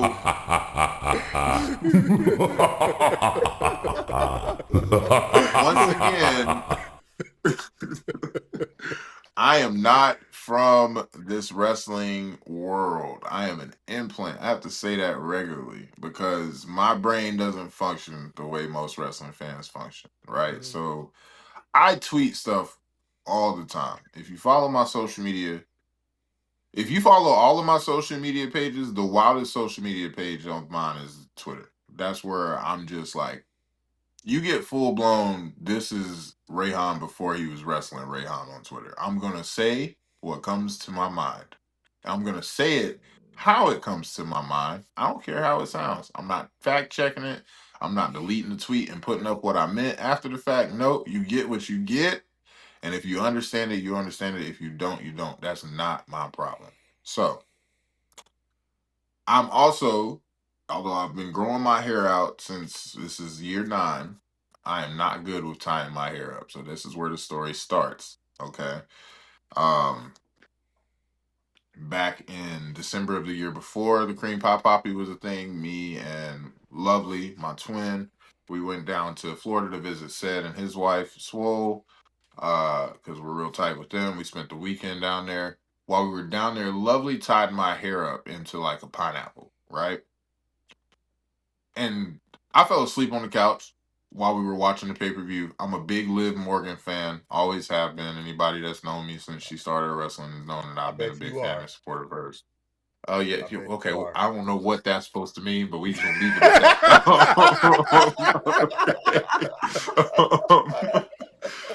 But big Liv Morgan fan. So that was the night she made her return from injury. and she came out as a surprise. And I was asleep when she came back. So Swole and Lovely was like, Reyhan, Reyhan, Reyhan. And I looked up and was like super shocked because I heard her music and was like locked in. Like, and so she took a picture of it and sent it to me and added it to my favorites. So fast forward to November of the following year. We're getting like a week of WrestleCade weekend is approaching. So Thanksgiving weekend. And I'm going through some old pictures. I'm on Twitter goofing off with people, and I'm going through my favorites folder to find pictures that I want to use to respond, just to be like goofy and stuff. And I come across a picture of my hair in the pineapple, and I was like, "Dang, my hair ain't been like that since December when Lovely tied it up." And then I was like, "I don't know how to tie it up," but I was like, "It'd be dope to have that for WrestleCade this weekend." So I got on Twitter, and I had just once again I was still doing Instacart and DoorDash full time at the time. Um, I just went to the grocery store and like one of the orders I got for Instacart was like, oh, they was like, oh, go get these oatmeal cream pies. And when I got there, they had ordered one box, but Publix had them buy one get one free. And so, like with me as an Instacart driver, when there was buy one get one free, and the customer only ordered one, I would get the free one and take it home because that's just free groceries right there that don't nobody got to pay for. Um, so I had a box of oatmeal cream pies, and I was like, well, I got to stack up some snacks for WrestleCade this weekend, so I'm not spending a whole bunch of money on food. So these cream pies come with me to WrestleCade. So when I saw the picture of the pineapple and was like, I want my hair like that, I got on Twitter, was like, yo, if someone can tie my hair in a pineapple, I'll give you a cream pie. I didn't say oatmeal, I just said cream pie. That was on me. That was my fault because I'm not part of this wrestling world, and I just immediately assumed that everybody's not a pervert, okay? So, see how it all ties back into what I'm saying? So I tweeted, if you can tie my hair in a pineapple this weekend for WrestleCade, I will give you a cream pie personally. And then I Hey, locked you my put the phone and put it personally down. on it. Yeah, I put personally. That was on me. Error on my fault. I see where mistakes were made. I accept my fault in this. Okay. All right. I locked my phone and put it down, and then all of a sudden my phone just starts going off like crazy, just vibrating. Boom, boom, boom, boom. And I'm like, what the heck? And I open it up, and it's a lot of whoa, hey yo, like bruh, like to my tweet about the cream pie, and I was like, y'all freaking perverts, bro. So I was like, oatmeal cream pie. So then me being me, because I don't know how to just let something die, I gotta run it into the ground. Was like, all right, y'all want to be funny about these cream pies? Bet I got an idea. So I went back to the store and bought 5 boxes of oatmeal cream pies for the weekend to go along with the one free box that I got. So spending way more money than I probably should have at this time.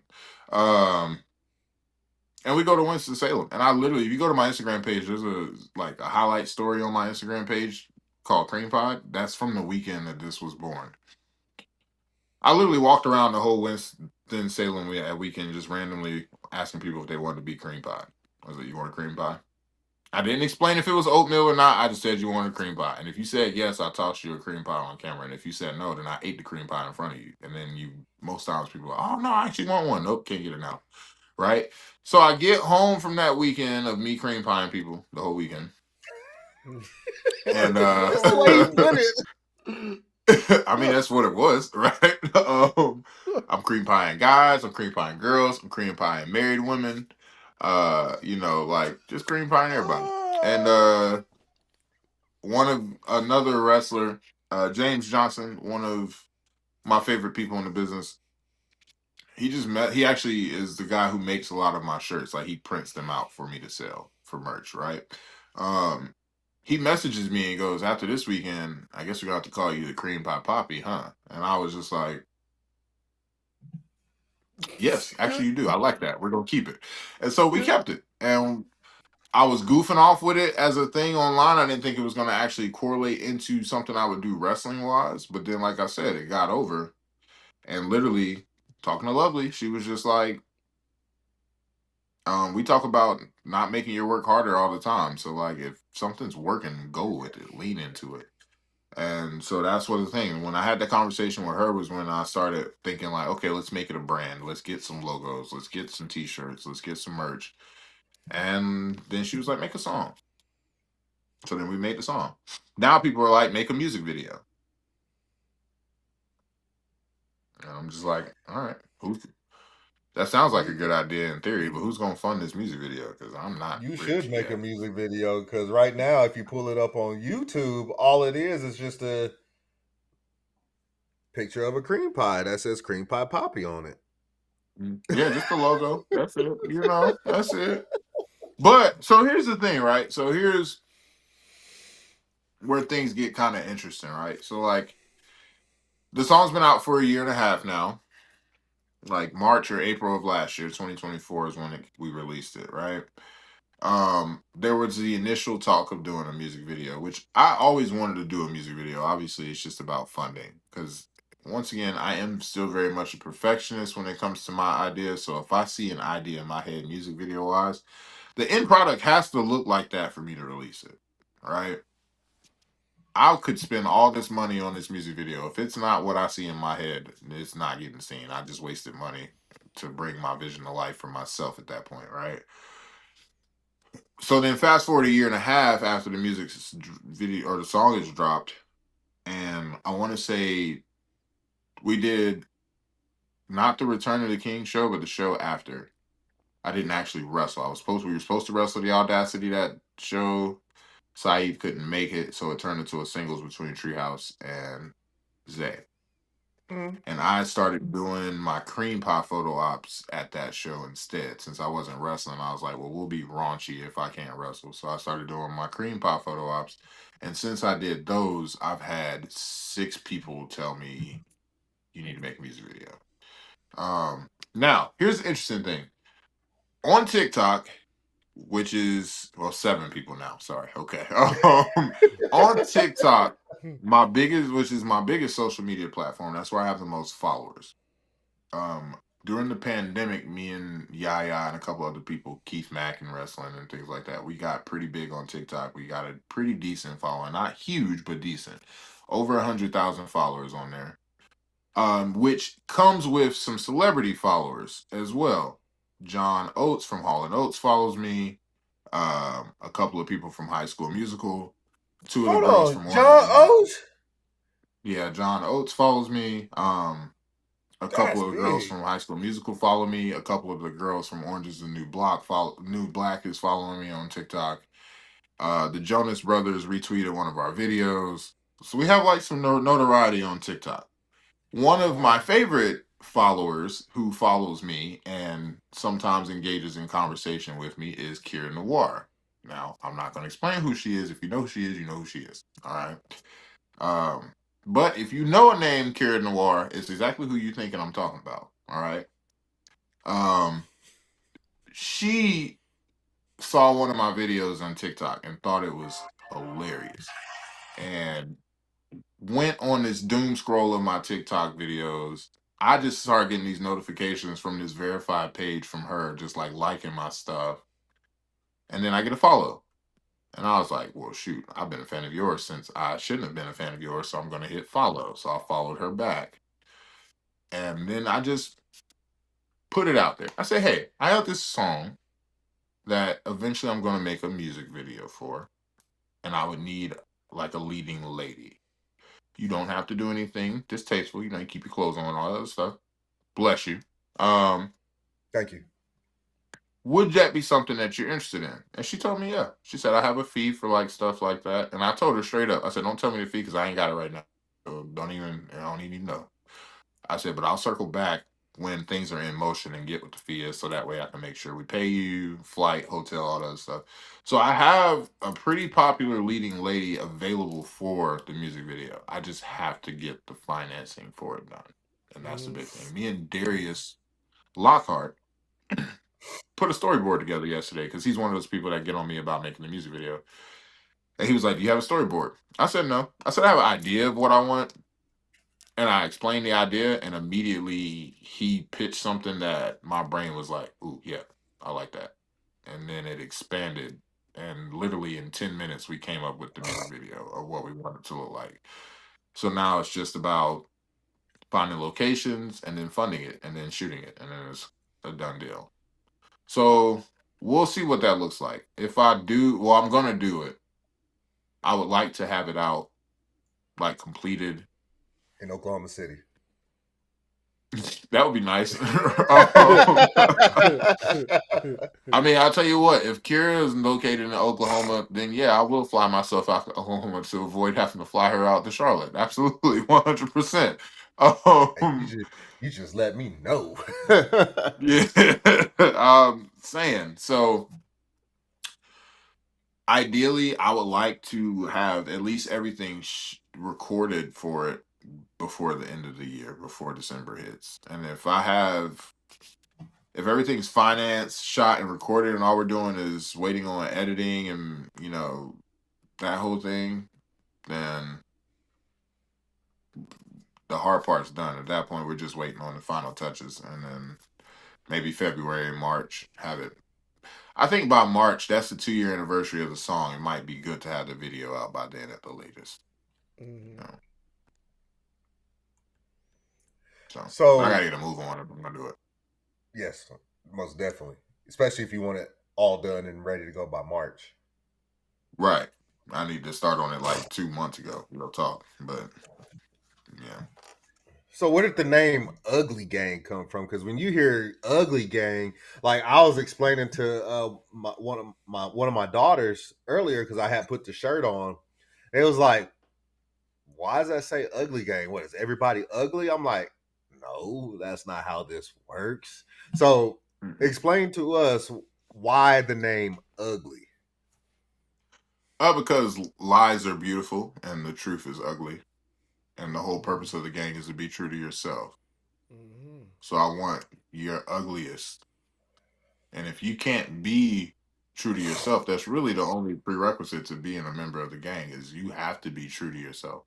When I approach people about being members of the gang, the first thing I tell them is I don't want you to conform to what you think a gang is supposed to look like. You are in the gang. The gang is not you. You are a part of the gang. So you still have your own individual personality. What does that look like to you? And that's what I want you to bring to life. Because I can't pitch you being true to yourself and then I tell you how you're supposed to look. That's a hypocritical statement at that point. And for a lot of people who don't know, that's the reason why I switched from going by Montana, aside from the persona thing, to going to Reyhan, because I can't tell you to be yourself and I won't even go by my real name. Oh, yeah. Interesting.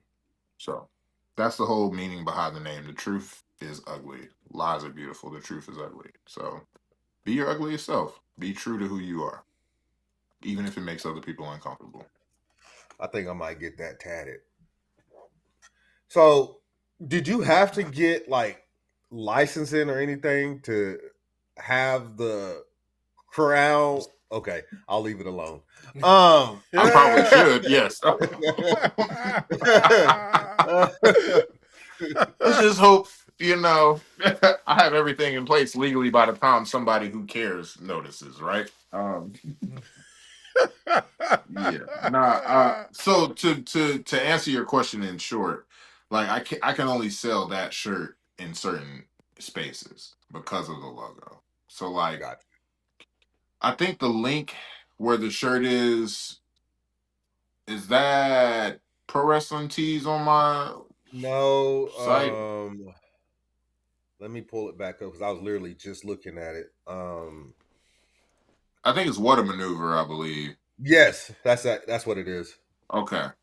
So What a Maneuver is one of those companies that got a really big buzz from the indie community on wrestling. And literally, I drug my feet on signing up for them. And literally 2 weeks after I signed up for them, they got a lot of heat put on them for one of their posts that they had put up in regards to something. So a lot of people kind of stopped using them to the point where, like, even the person we were contacting for loading new logos wasn't responding to anybody to load new logos to people's websites. So anything, that logo you have on your shirt is the last logo I was able to upload before they stopped responding to people. So that's why like none of the cream pie shirts are up on that link and things like that, which is why I said I need to update the link. That explains why, because that's the reason why I actually went back to the site. I'm like, I don't remember seeing that on there when I ordered this shirt, because I ordered this shirt a month ago. So I don't remember seeing it on there. So now that makes sense. I sent him the original cream pie logo, the one that's on the YouTube video. I sent him that one and the Sonic logo that I have for the cream pie poppy as well. Because those were both really popular shirts. When I posted the logo, people were like, I want that one, I want that one, I want that one. And I was like, there's no way I'm going to have all these shirts in stock in person for people, so let's just put it on the website. So I sent them over to him, and that was when I realized he wasn't responding to anybody and had shut down his Instagram and Twitter page, so you could only contact him via email, which he wasn't responding to. So I would like so to I have still that make the shirt. money. Like so that was you who purchased that shirt a month ago, because I got a notification that I got payment for a shirt, and I was just like, I don't even promote that link, but okay, turn up. So that was you. All right, turn up. There That was we me. go. Yeah. So I still leave it up, and I'm gonna update that link tree on my profile to have a more updated link where I'll have like my newer designs and stuff as well. But I'll obviously still leave that link in there too, because I mean, it's just it might not be much revenue, but it's still extra revenue coming in, you know. Yeah. I Would have a you be able to question. sell So this logo on Pro Wrestling Tees? no, that's why it's on What a Maneuver, because Pro Wrestling Got Tees you. said it was too close to the crown logo and wouldn't let me Got do you. it. It's just like my Montana shirt that I have, my Nightmare shirt, which is probably my favorite merch design that I've had throughout the course of my whole career. And it's also the one that sold the most out of all the shirts that I've had. Um, I can't sell that on Pro Wrestling Tees because I have the images of like Freddy Krueger, Jason, and like other horror figures on the shirt. So they literally sent me a message back and was like, "We can sell the logo that's on the back of that shirt as the front, or we can leave the front shot empty and just sell it with the logo on the back at the back, which just says Your Nightmare's Nightmare, Montana Black," which was one of my catchphrases. It's cool, but the image is what I really liked. I wanted that picture, so um. So that Montana Black shirt's not. I don't think it's on sale anywhere because I don't have it on the Water Maneuver site. I don't think either. Um, you have to get that in person specifically. So there are some shirts you got to get in person. But what I can put on websites, I will. So real quick, bars. I would say this real quick because I want the cream pie poppy shirt because I want my wife to call me cream pie poppy. There we go.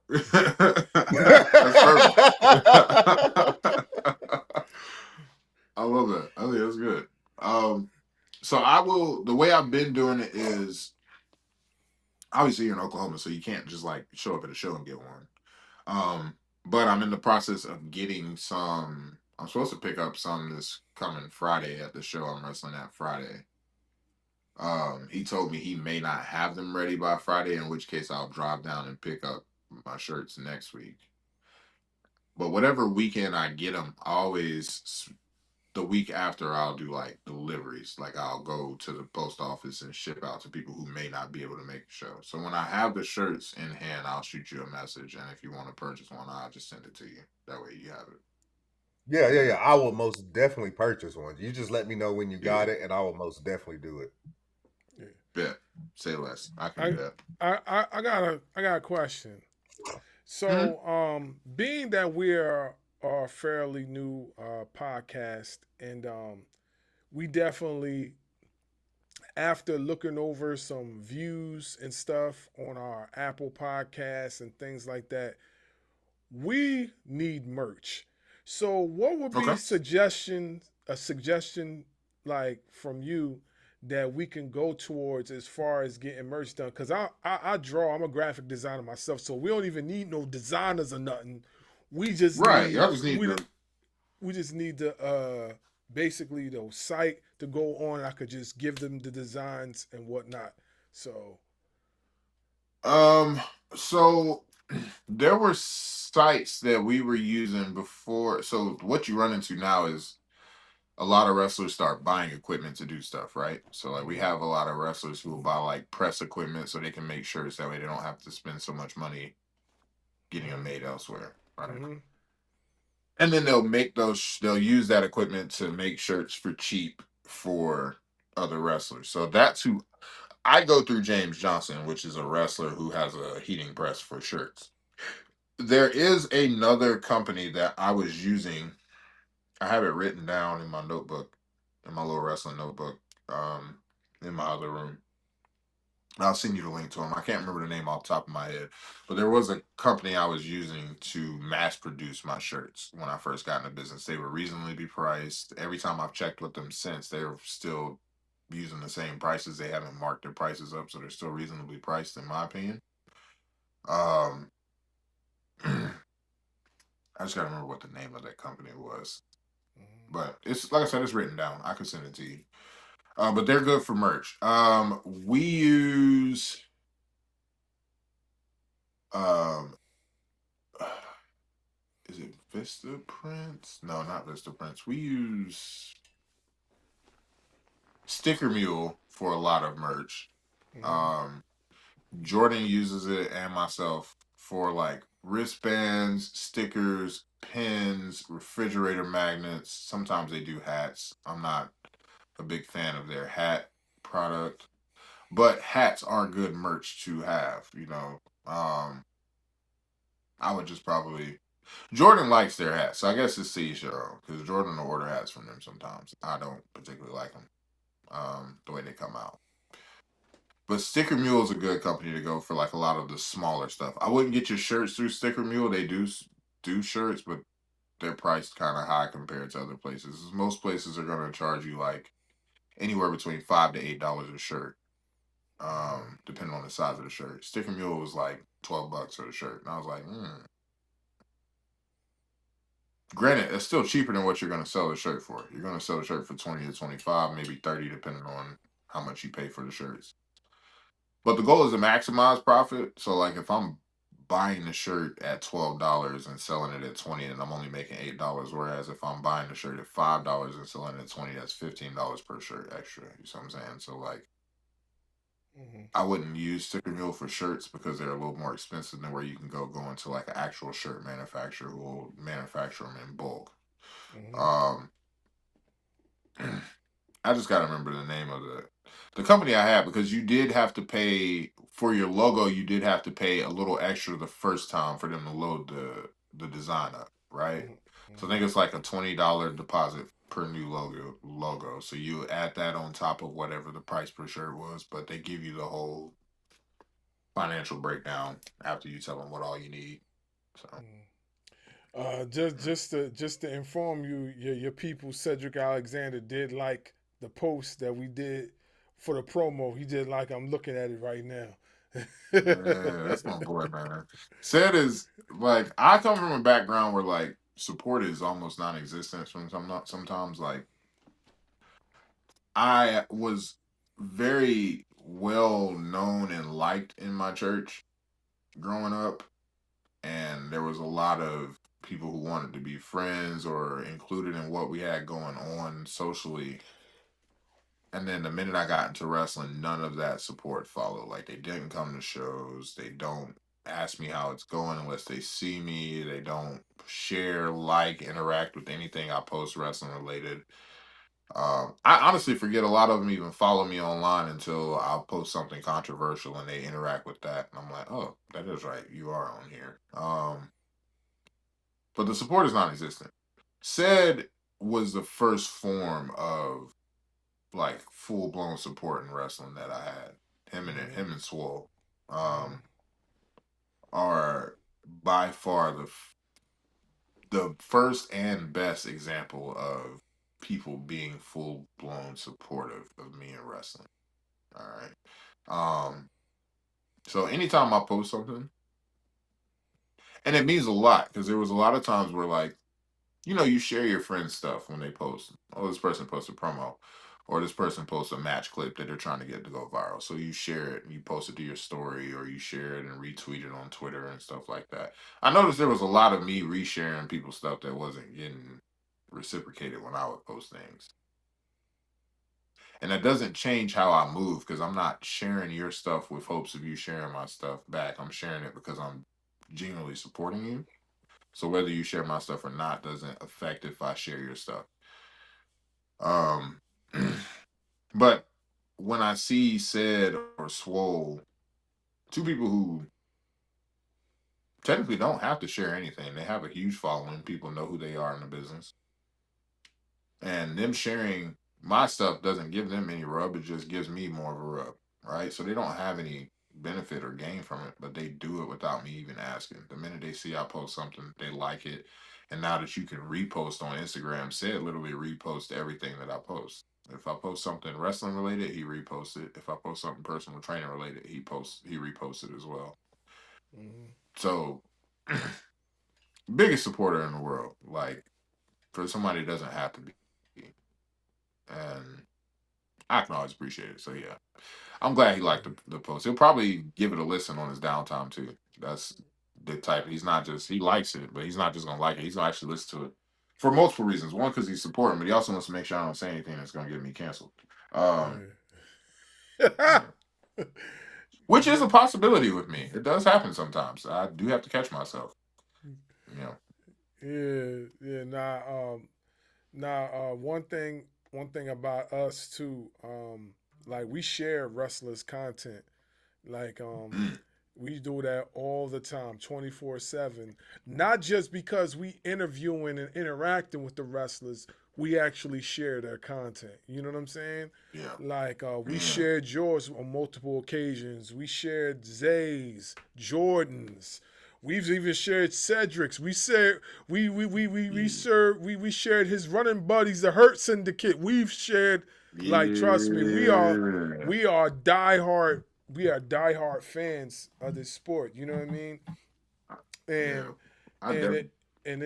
it is pleasing to us because, like, we're actually getting traction from, you know, guys like yourself, and it's appreciated for us because we're new on the scene. We're literally an infant trying to take steps, and we just are taking leaps and bounds off of the simple fact that somebody gave us an opportunity that we didn't even know that was going to be there, and we just took the ball and ran with it. You know what I'm saying? Like, you know, we had Elijah Burke on the show, which we didn't. That's who started this whole thing. Yeah, he's the one that kicked it off. Elijah Burke, the Pope. Nice. Yeah, we've had Burke.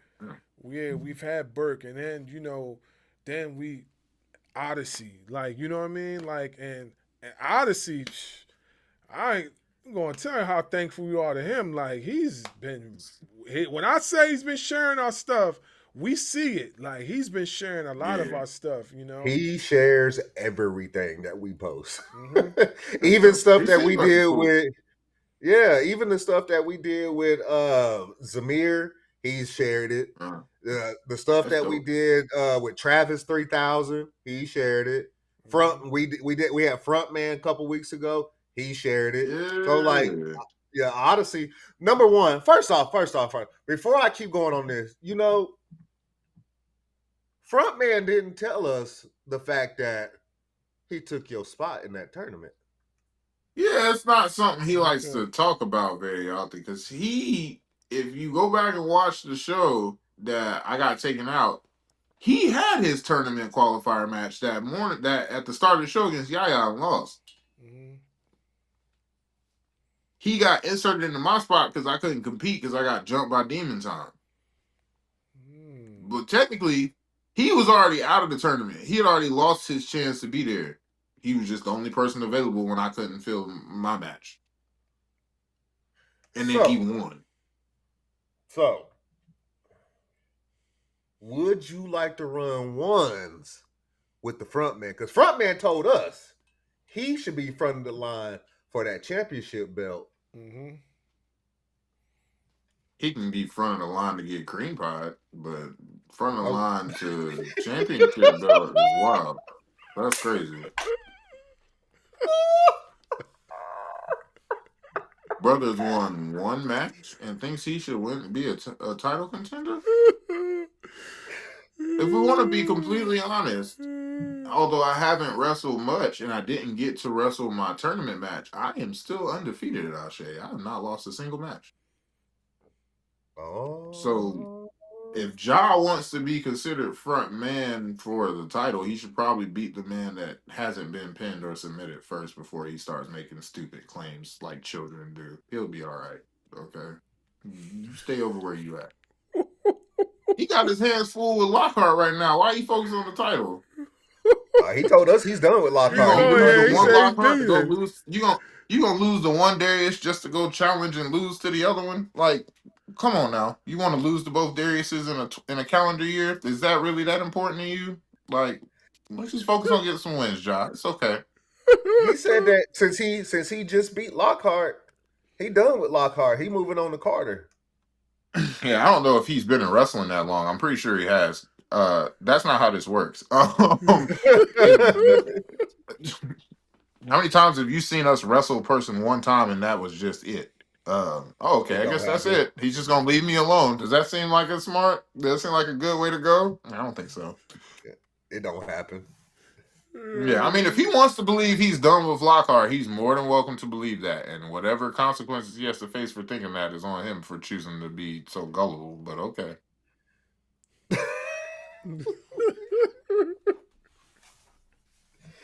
Hey, all I'm saying is like, hey, I'm not making this up. He's not making it up. The clips are posted.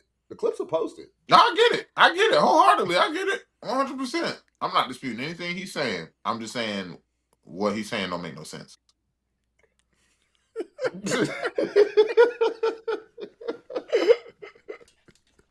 I like Ja. I think he has a great head on his shoulders sometimes.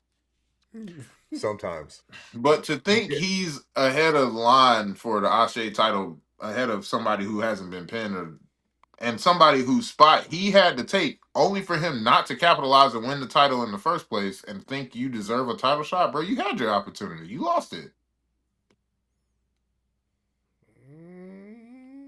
You lost it twice because you lost your opportunity and you lost my opportunity. So, no, you don't get another one. Oh. Hit the button. I know you want to hit the button. Yeah, I'm going.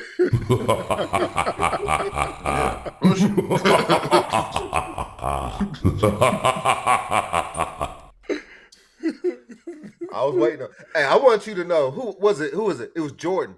Jordan absolutely hated that button. Yo, we. That sounds like Jordan. That sounds about right. Yo, we I can hear OD'd him on going, that. oh, God. Every single time you press it. Here we go with this again. Yeah, I believe that it. was him. That sounds That like was him. Yeah. Yo, we OD'd on the button just to annoy him. Jordan's like my favorite person to find out that I'm doing something that's annoying him, because I'm gonna run it into the ground every single time. Because his reactions to be annoyed are perfect to me, and I'm just like, oh, let me find out something I do annoys you. That's a problem for you. Yo, we kept pressing the button so much he had to laugh, like during the interview, because it was funny. It was funny, so we just kept pressing the There's button. nothing you can do about it. Like, it frustrates him, but at the same time, it's kind of like, dang, I wouldn't even have to be doing this if I didn't point out the fact that I didn't like it. So, Yeah, right. Brought it on yourself. Yo, Speaking of annoying, we caught Zay Vega off guard with it when we pressed it the first time. Zay was like, "What?" He was like, "Is that Shao Kahn?" And he was like, that sounds like Zay too. What the hell? Oh man, those are my guys, man. Those are my boys. Speaking of annoying,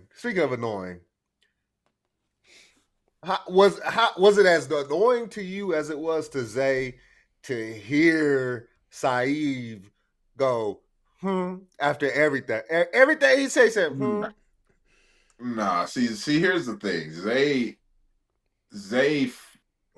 Zay came in pandemic time, right?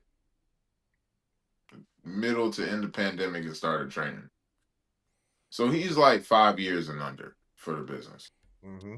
I've been on promotion with Saeed since year 2, so that thing just I don't hardly hear it now because I've heard it so much in the past 9 years that it's just like when he does it, it doesn't even trigger a reaction in my head till somebody mimics him. So he'll be talking and go, and that doesn't register, and then somebody will literally go, right after, and I'm like, oh, he did do it. That is right. Yeah. So it doesn't bother me as much. You know what's funny? I done did it 3 times during this entire interview. Not one time did I get a reaction from you. So that makes perfect sense. I've been hearing it so much now that it's just, It sounds like normal convo to me. Unless he says it and immediately after he says it, somebody mimics him, it don't stand out to me. That makes perfect sense. Okay. Yeah. But I mean, I've been in car trips with this man, like 6.5, 8 hour car trips one way to get to shows, and he does it when he talks regular speech. So it's just like, okay. That's Like normal? after a while. Yeah, it's just not that's him. Like him and Treehouse are who the people you see on camera are who they are 24/7. That's not an act, it's not a gimmick, it's not a persona. That is them fully. And that's why I don't try to understand either one of them, because you're not going to. Who was it? Was it Zay or was it Jordan? One of them two said that Treehouse Lee is a different cat. He is a Probably different Zay. character. Yeah, he is a different cat. That is What's up with the haircut, I like bro? to pride I like to pride myself in being one of the most creative minds in professional wrestling. And even saying that, I will say his creativity is a different level. Especially that haircut. Especially, well, I'm not going to touch on that. I got a head full of hair. I don't think I got the right to talk about that. I mean, I do too. Just, But well, yeah, I just get a just in haircut. the off chance that it's not voluntary, Okay, like, okay, okay, yeah, you see okay. what I'm saying? I It got it. might be I'm just gonna make the best out of what I got type situation. Or it could be I'm making a statement. In which case, either way, I don't really have a right because you bold enough. If it's just to make a statement and you bold enough to rock it like that, then who am I to judge you? I mean, you make See a what I'm good saying? point. I say be true to your ugliest self. So if that's his representation. I can't knock him for being that. You know what I'm saying? Would I do it? No, because that's a confidence thing. I don't have that confidence. I have a lot of confidence. I don't have that confidence. You know what I'm saying? You got to know where your strengths lie. I can't pull that off. Treehouse, he can pull that off. Reyhan can't pull that off. Darius can't pull it off. Sorry, that's my name. Can't pull it off either. Oh, okay, yeah. See, yeah, it's just about knowing your strengths. You see what I'm saying? I know I can't do it. So why even risk this to try it? You got it. More power to you. I know, Okay. I can, I know, I definitely can't pull it off. I ain't even trying to. See, You know what yeah, I mean? I see, want what yeah, we I got got hair left. full of hair So over here. All three of us, hair full of hair. That's more power to him. I never thought to ask him if it was a choice or if it was, oh, your hair stopped growing and you just making the best out of it, or if that's. I personally feel like it's a choice. I feel like it's something that he just wants to do. I feel like he can grow full head of hair if he wants to. But until I have clarification of it, I can't go either way on the subject. I gotta. I was just curious. That is an interesting, unique individual, though. Yes, all the way through and through. Different type of brother, all the way through and through. Hard to figure out. So, what we asked all the wrestlers this when we talked to them. How do you feel the black wrestling is being portrayed on the mainstream these days? Um,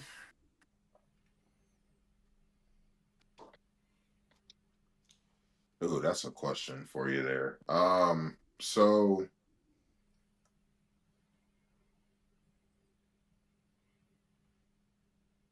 I'll say this. I like the fact that it seems like we're getting more opportunities to work different personas in wrestling, right? As not being portrayed as like one of the stereotypical black gimmicks. Rapper, dancer, comedy stick or something like that. Um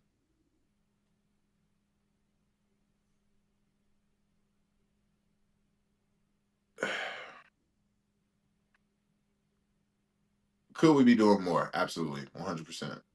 Um Through and through we could be doing more.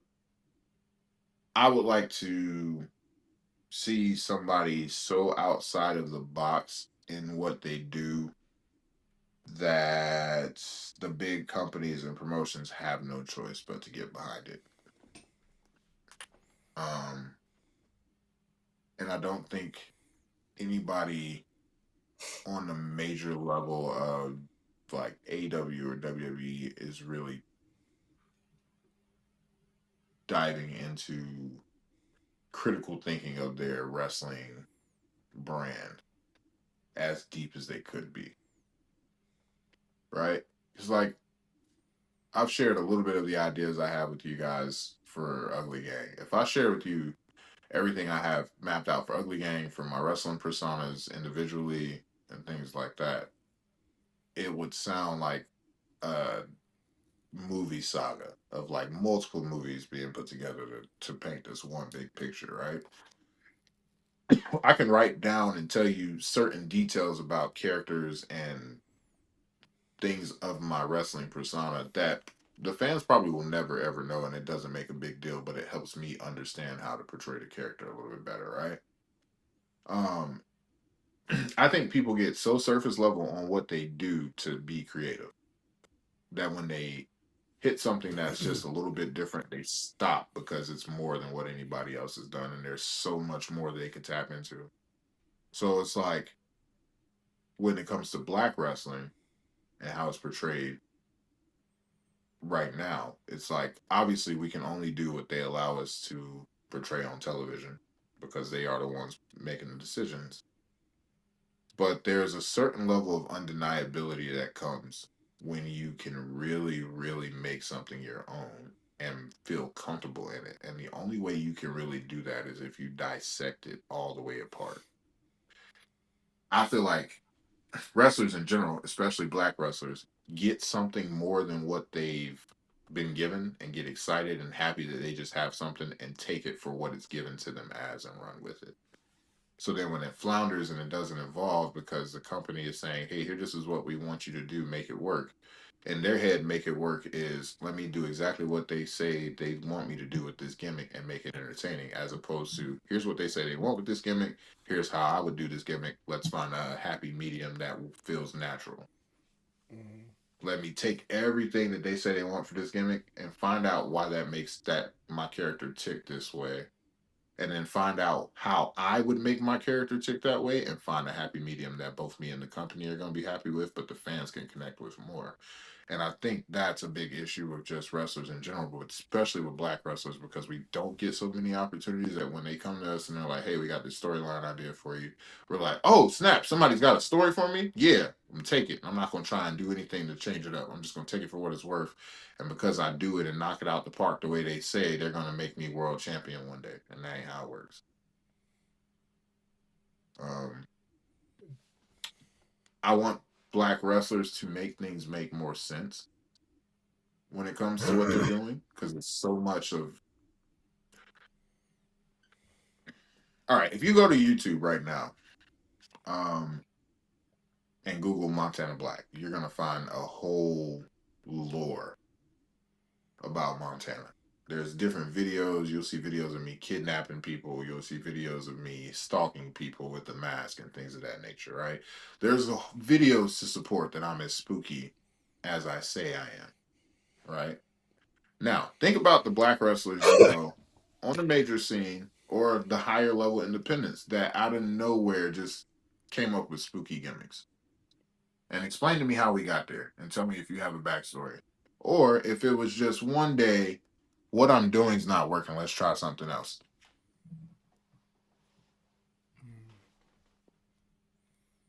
Because that's really what it was. And I don't like, name dropping stuff or anything like that because I don't want anybody to ever think I'm shitting on anybody's idea or anything like that. But I'm always like, can you make it make sense? My biggest question for Leo Rush was, where did this tonic come from? Mm-hmm. Like one day you're just a super athletic guy that does all this really cool stuff, and then out of nowhere you have this tonic that turns you into this dark monster. Where did that tonic come from? Make it There's make a sense. Don't backstory. just expect the fans to understand that all of a sudden now you got this dark demon side that you've never referenced in your 20 plus years of being in wrestling. We talk about all the time, dumbing it down for the fans. And I feel like the bigger people get on the wrestling scene, the more they forget that. They just expect wrestling fans, because wrestling fans become such smart marks about everything, we expect them to be able to draw conclusions about everything and forget that we still have to dumb it down to the lowest common denominator.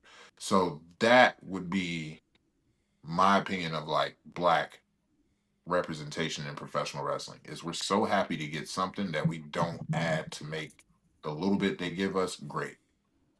So why is it that we don't see black wrestlers on the mainstream have a mind like we saw with Bray Wyatt?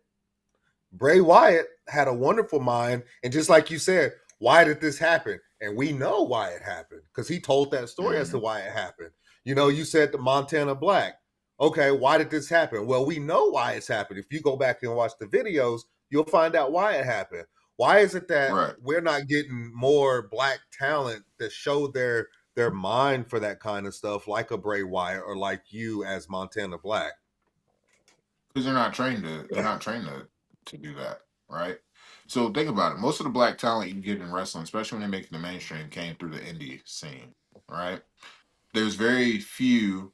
Now you're getting more because you get like the NIL athletes and things coming in. But when it was like either Performance Center or Indies as the pipeline for WWE, most of the black talent came from the Indies, right? You didn't get a lot of, oh, my dad was in this business, so now I'm in this business from the black side. You didn't get a lot of, um, hey, you look good. Let's homegrown you in WWE and make you a homegrown talent. Like, you got a couple. You got the Obafemis and things. But, I mean, those are like, still technically, those are NIL competitors, right? They're just people who translated really well from sports into wrestling. But they're not people who didn't have any interest in wrestling at all, didn't try and get a contract of wrestling, just got saw on the side of the street by somebody who was in wrestling, was like, hey, you look good. Well, we got the Bianca Belairs. Mark Henry did do that for her. But it don't happen with everybody. It don't happen that often. You get people that come from the indie scene, and the indie scene is so much focused on what you can do in the ring as opposed to your overall character and brand as a whole. So that's why characters don't get over on the indies as much. Part of it is because as the indies, you don't have a big machine pushing these videos out for you. So if you don't have a huge following, if I push something that's going to tell a story about my character and I only have 400 people following me on Instagram, then at max, 500 people may see the video if my 400 people see it and share it with somebody. So why am I going to spend all this energy developing this character for people who may not see it, where I could just put all my energy into these moves and then one of them go viral, and that's enough to get the attention of AEW or WWE. But then when you get there, there's no character development. Because I'm not going to say any names in this, but if you notice, there was a huge draft class that got picked up for WWE when WWE first bought Evolve, right? Same class that like Andre Chase was in.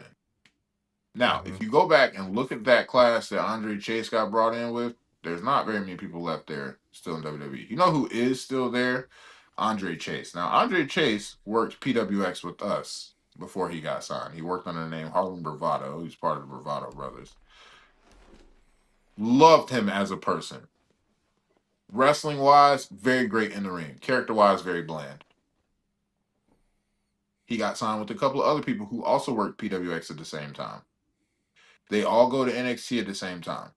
What did Andre do? He developed a character. Guess who's still there? Andre. Guess who's not? Everybody who didn't develop a character and just focused on, let me be the most badass wrestler I can be while I'm in WWE. See what I'm saying? Andre, the person who picked up on character development, is the one that's still there with the 6-figure contract. The ones who just focus on wrestling aren't. And that's where the difference maker comes in. Because those same people that got released from Andre's class were all people from Evolve.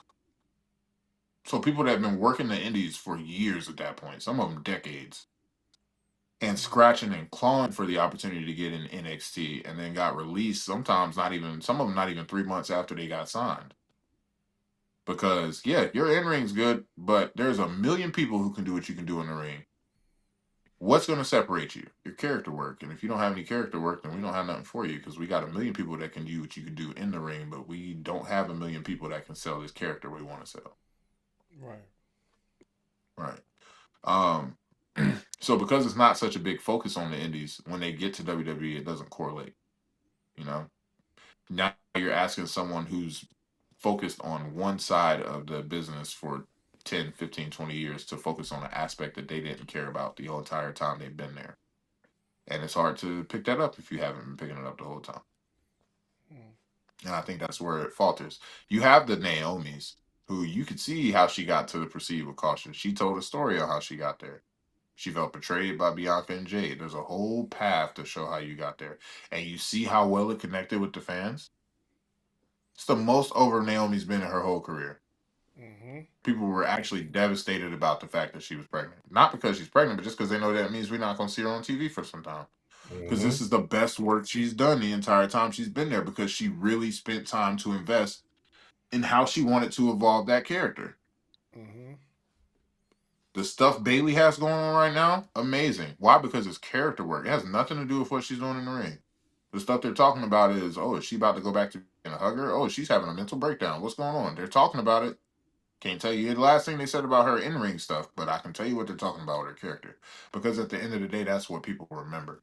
So I think that's the biggest issue for a lot of people, but especially the Black community when it comes to wrestling. We, one, are so happy to get something that we take what we get and don't try and make it any better, because we're just happy we have something. Some of us are too scared to ruffle feathers. Some of us are just happy to have something. And then the other thing is, the biggest thing that makes people connect for the mainstream to be considered main event is something that isn't really focused on in the indies, and that's where most of the Black talent's coming from, so they don't have that experience. And when you get to WWE, they're not expecting you to play catch up. They're expecting you to already be there. So if you're not there when they want you to be there, well, we're going to find somebody who is there right now. And then you can figure out what you want to do on your own. How do you think Ugly Gang would translate over into AEW or WWE? I wouldn't let anybody touch it that wouldn't let me have at least 60% input on how the storyline goes. I'm humble enough to not put my team over all the time and to make it seem like we're just some unstoppable faction. So I'm not going to make it look like we're just unbeatable.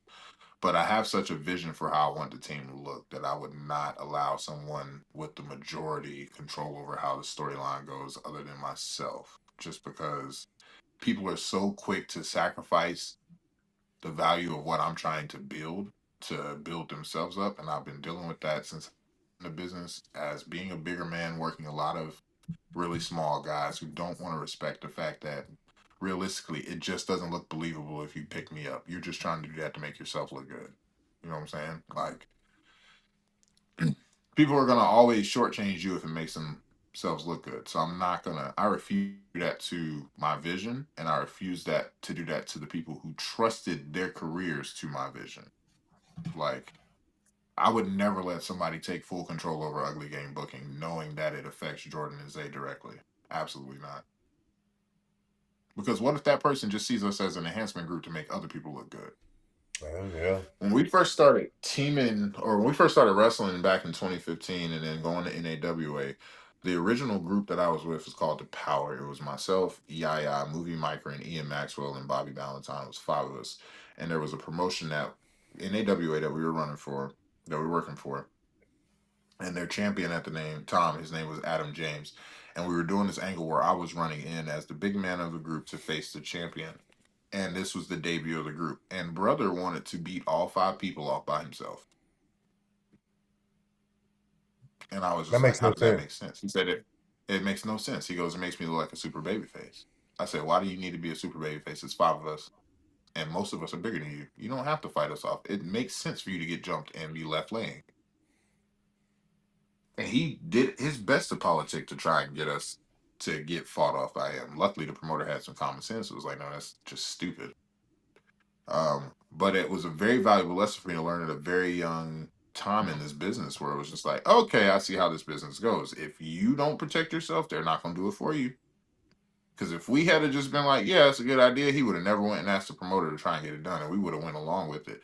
And then when we got to the back, the promoter would have been pissed because his whole thing was he wanted us to look strong. So if we let him fight us off, we no longer look strong. We don't look dominant. And then why does anybody feel like we're a threat going forward when we couldn't even beat one man with 5-on-1?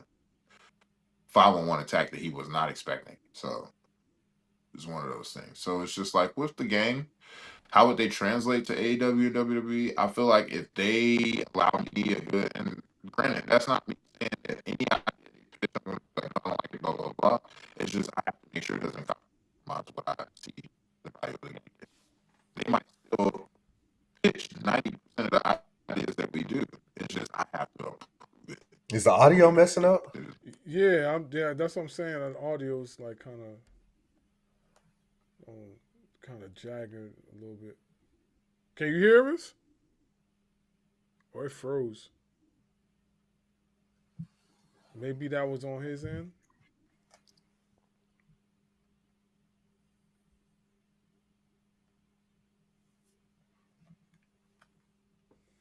It might be on his end.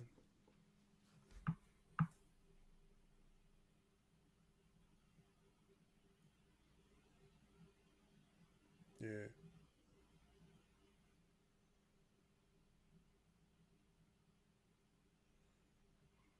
Okay, Let's see if he says anything on the. Okay, we'll be right back, people.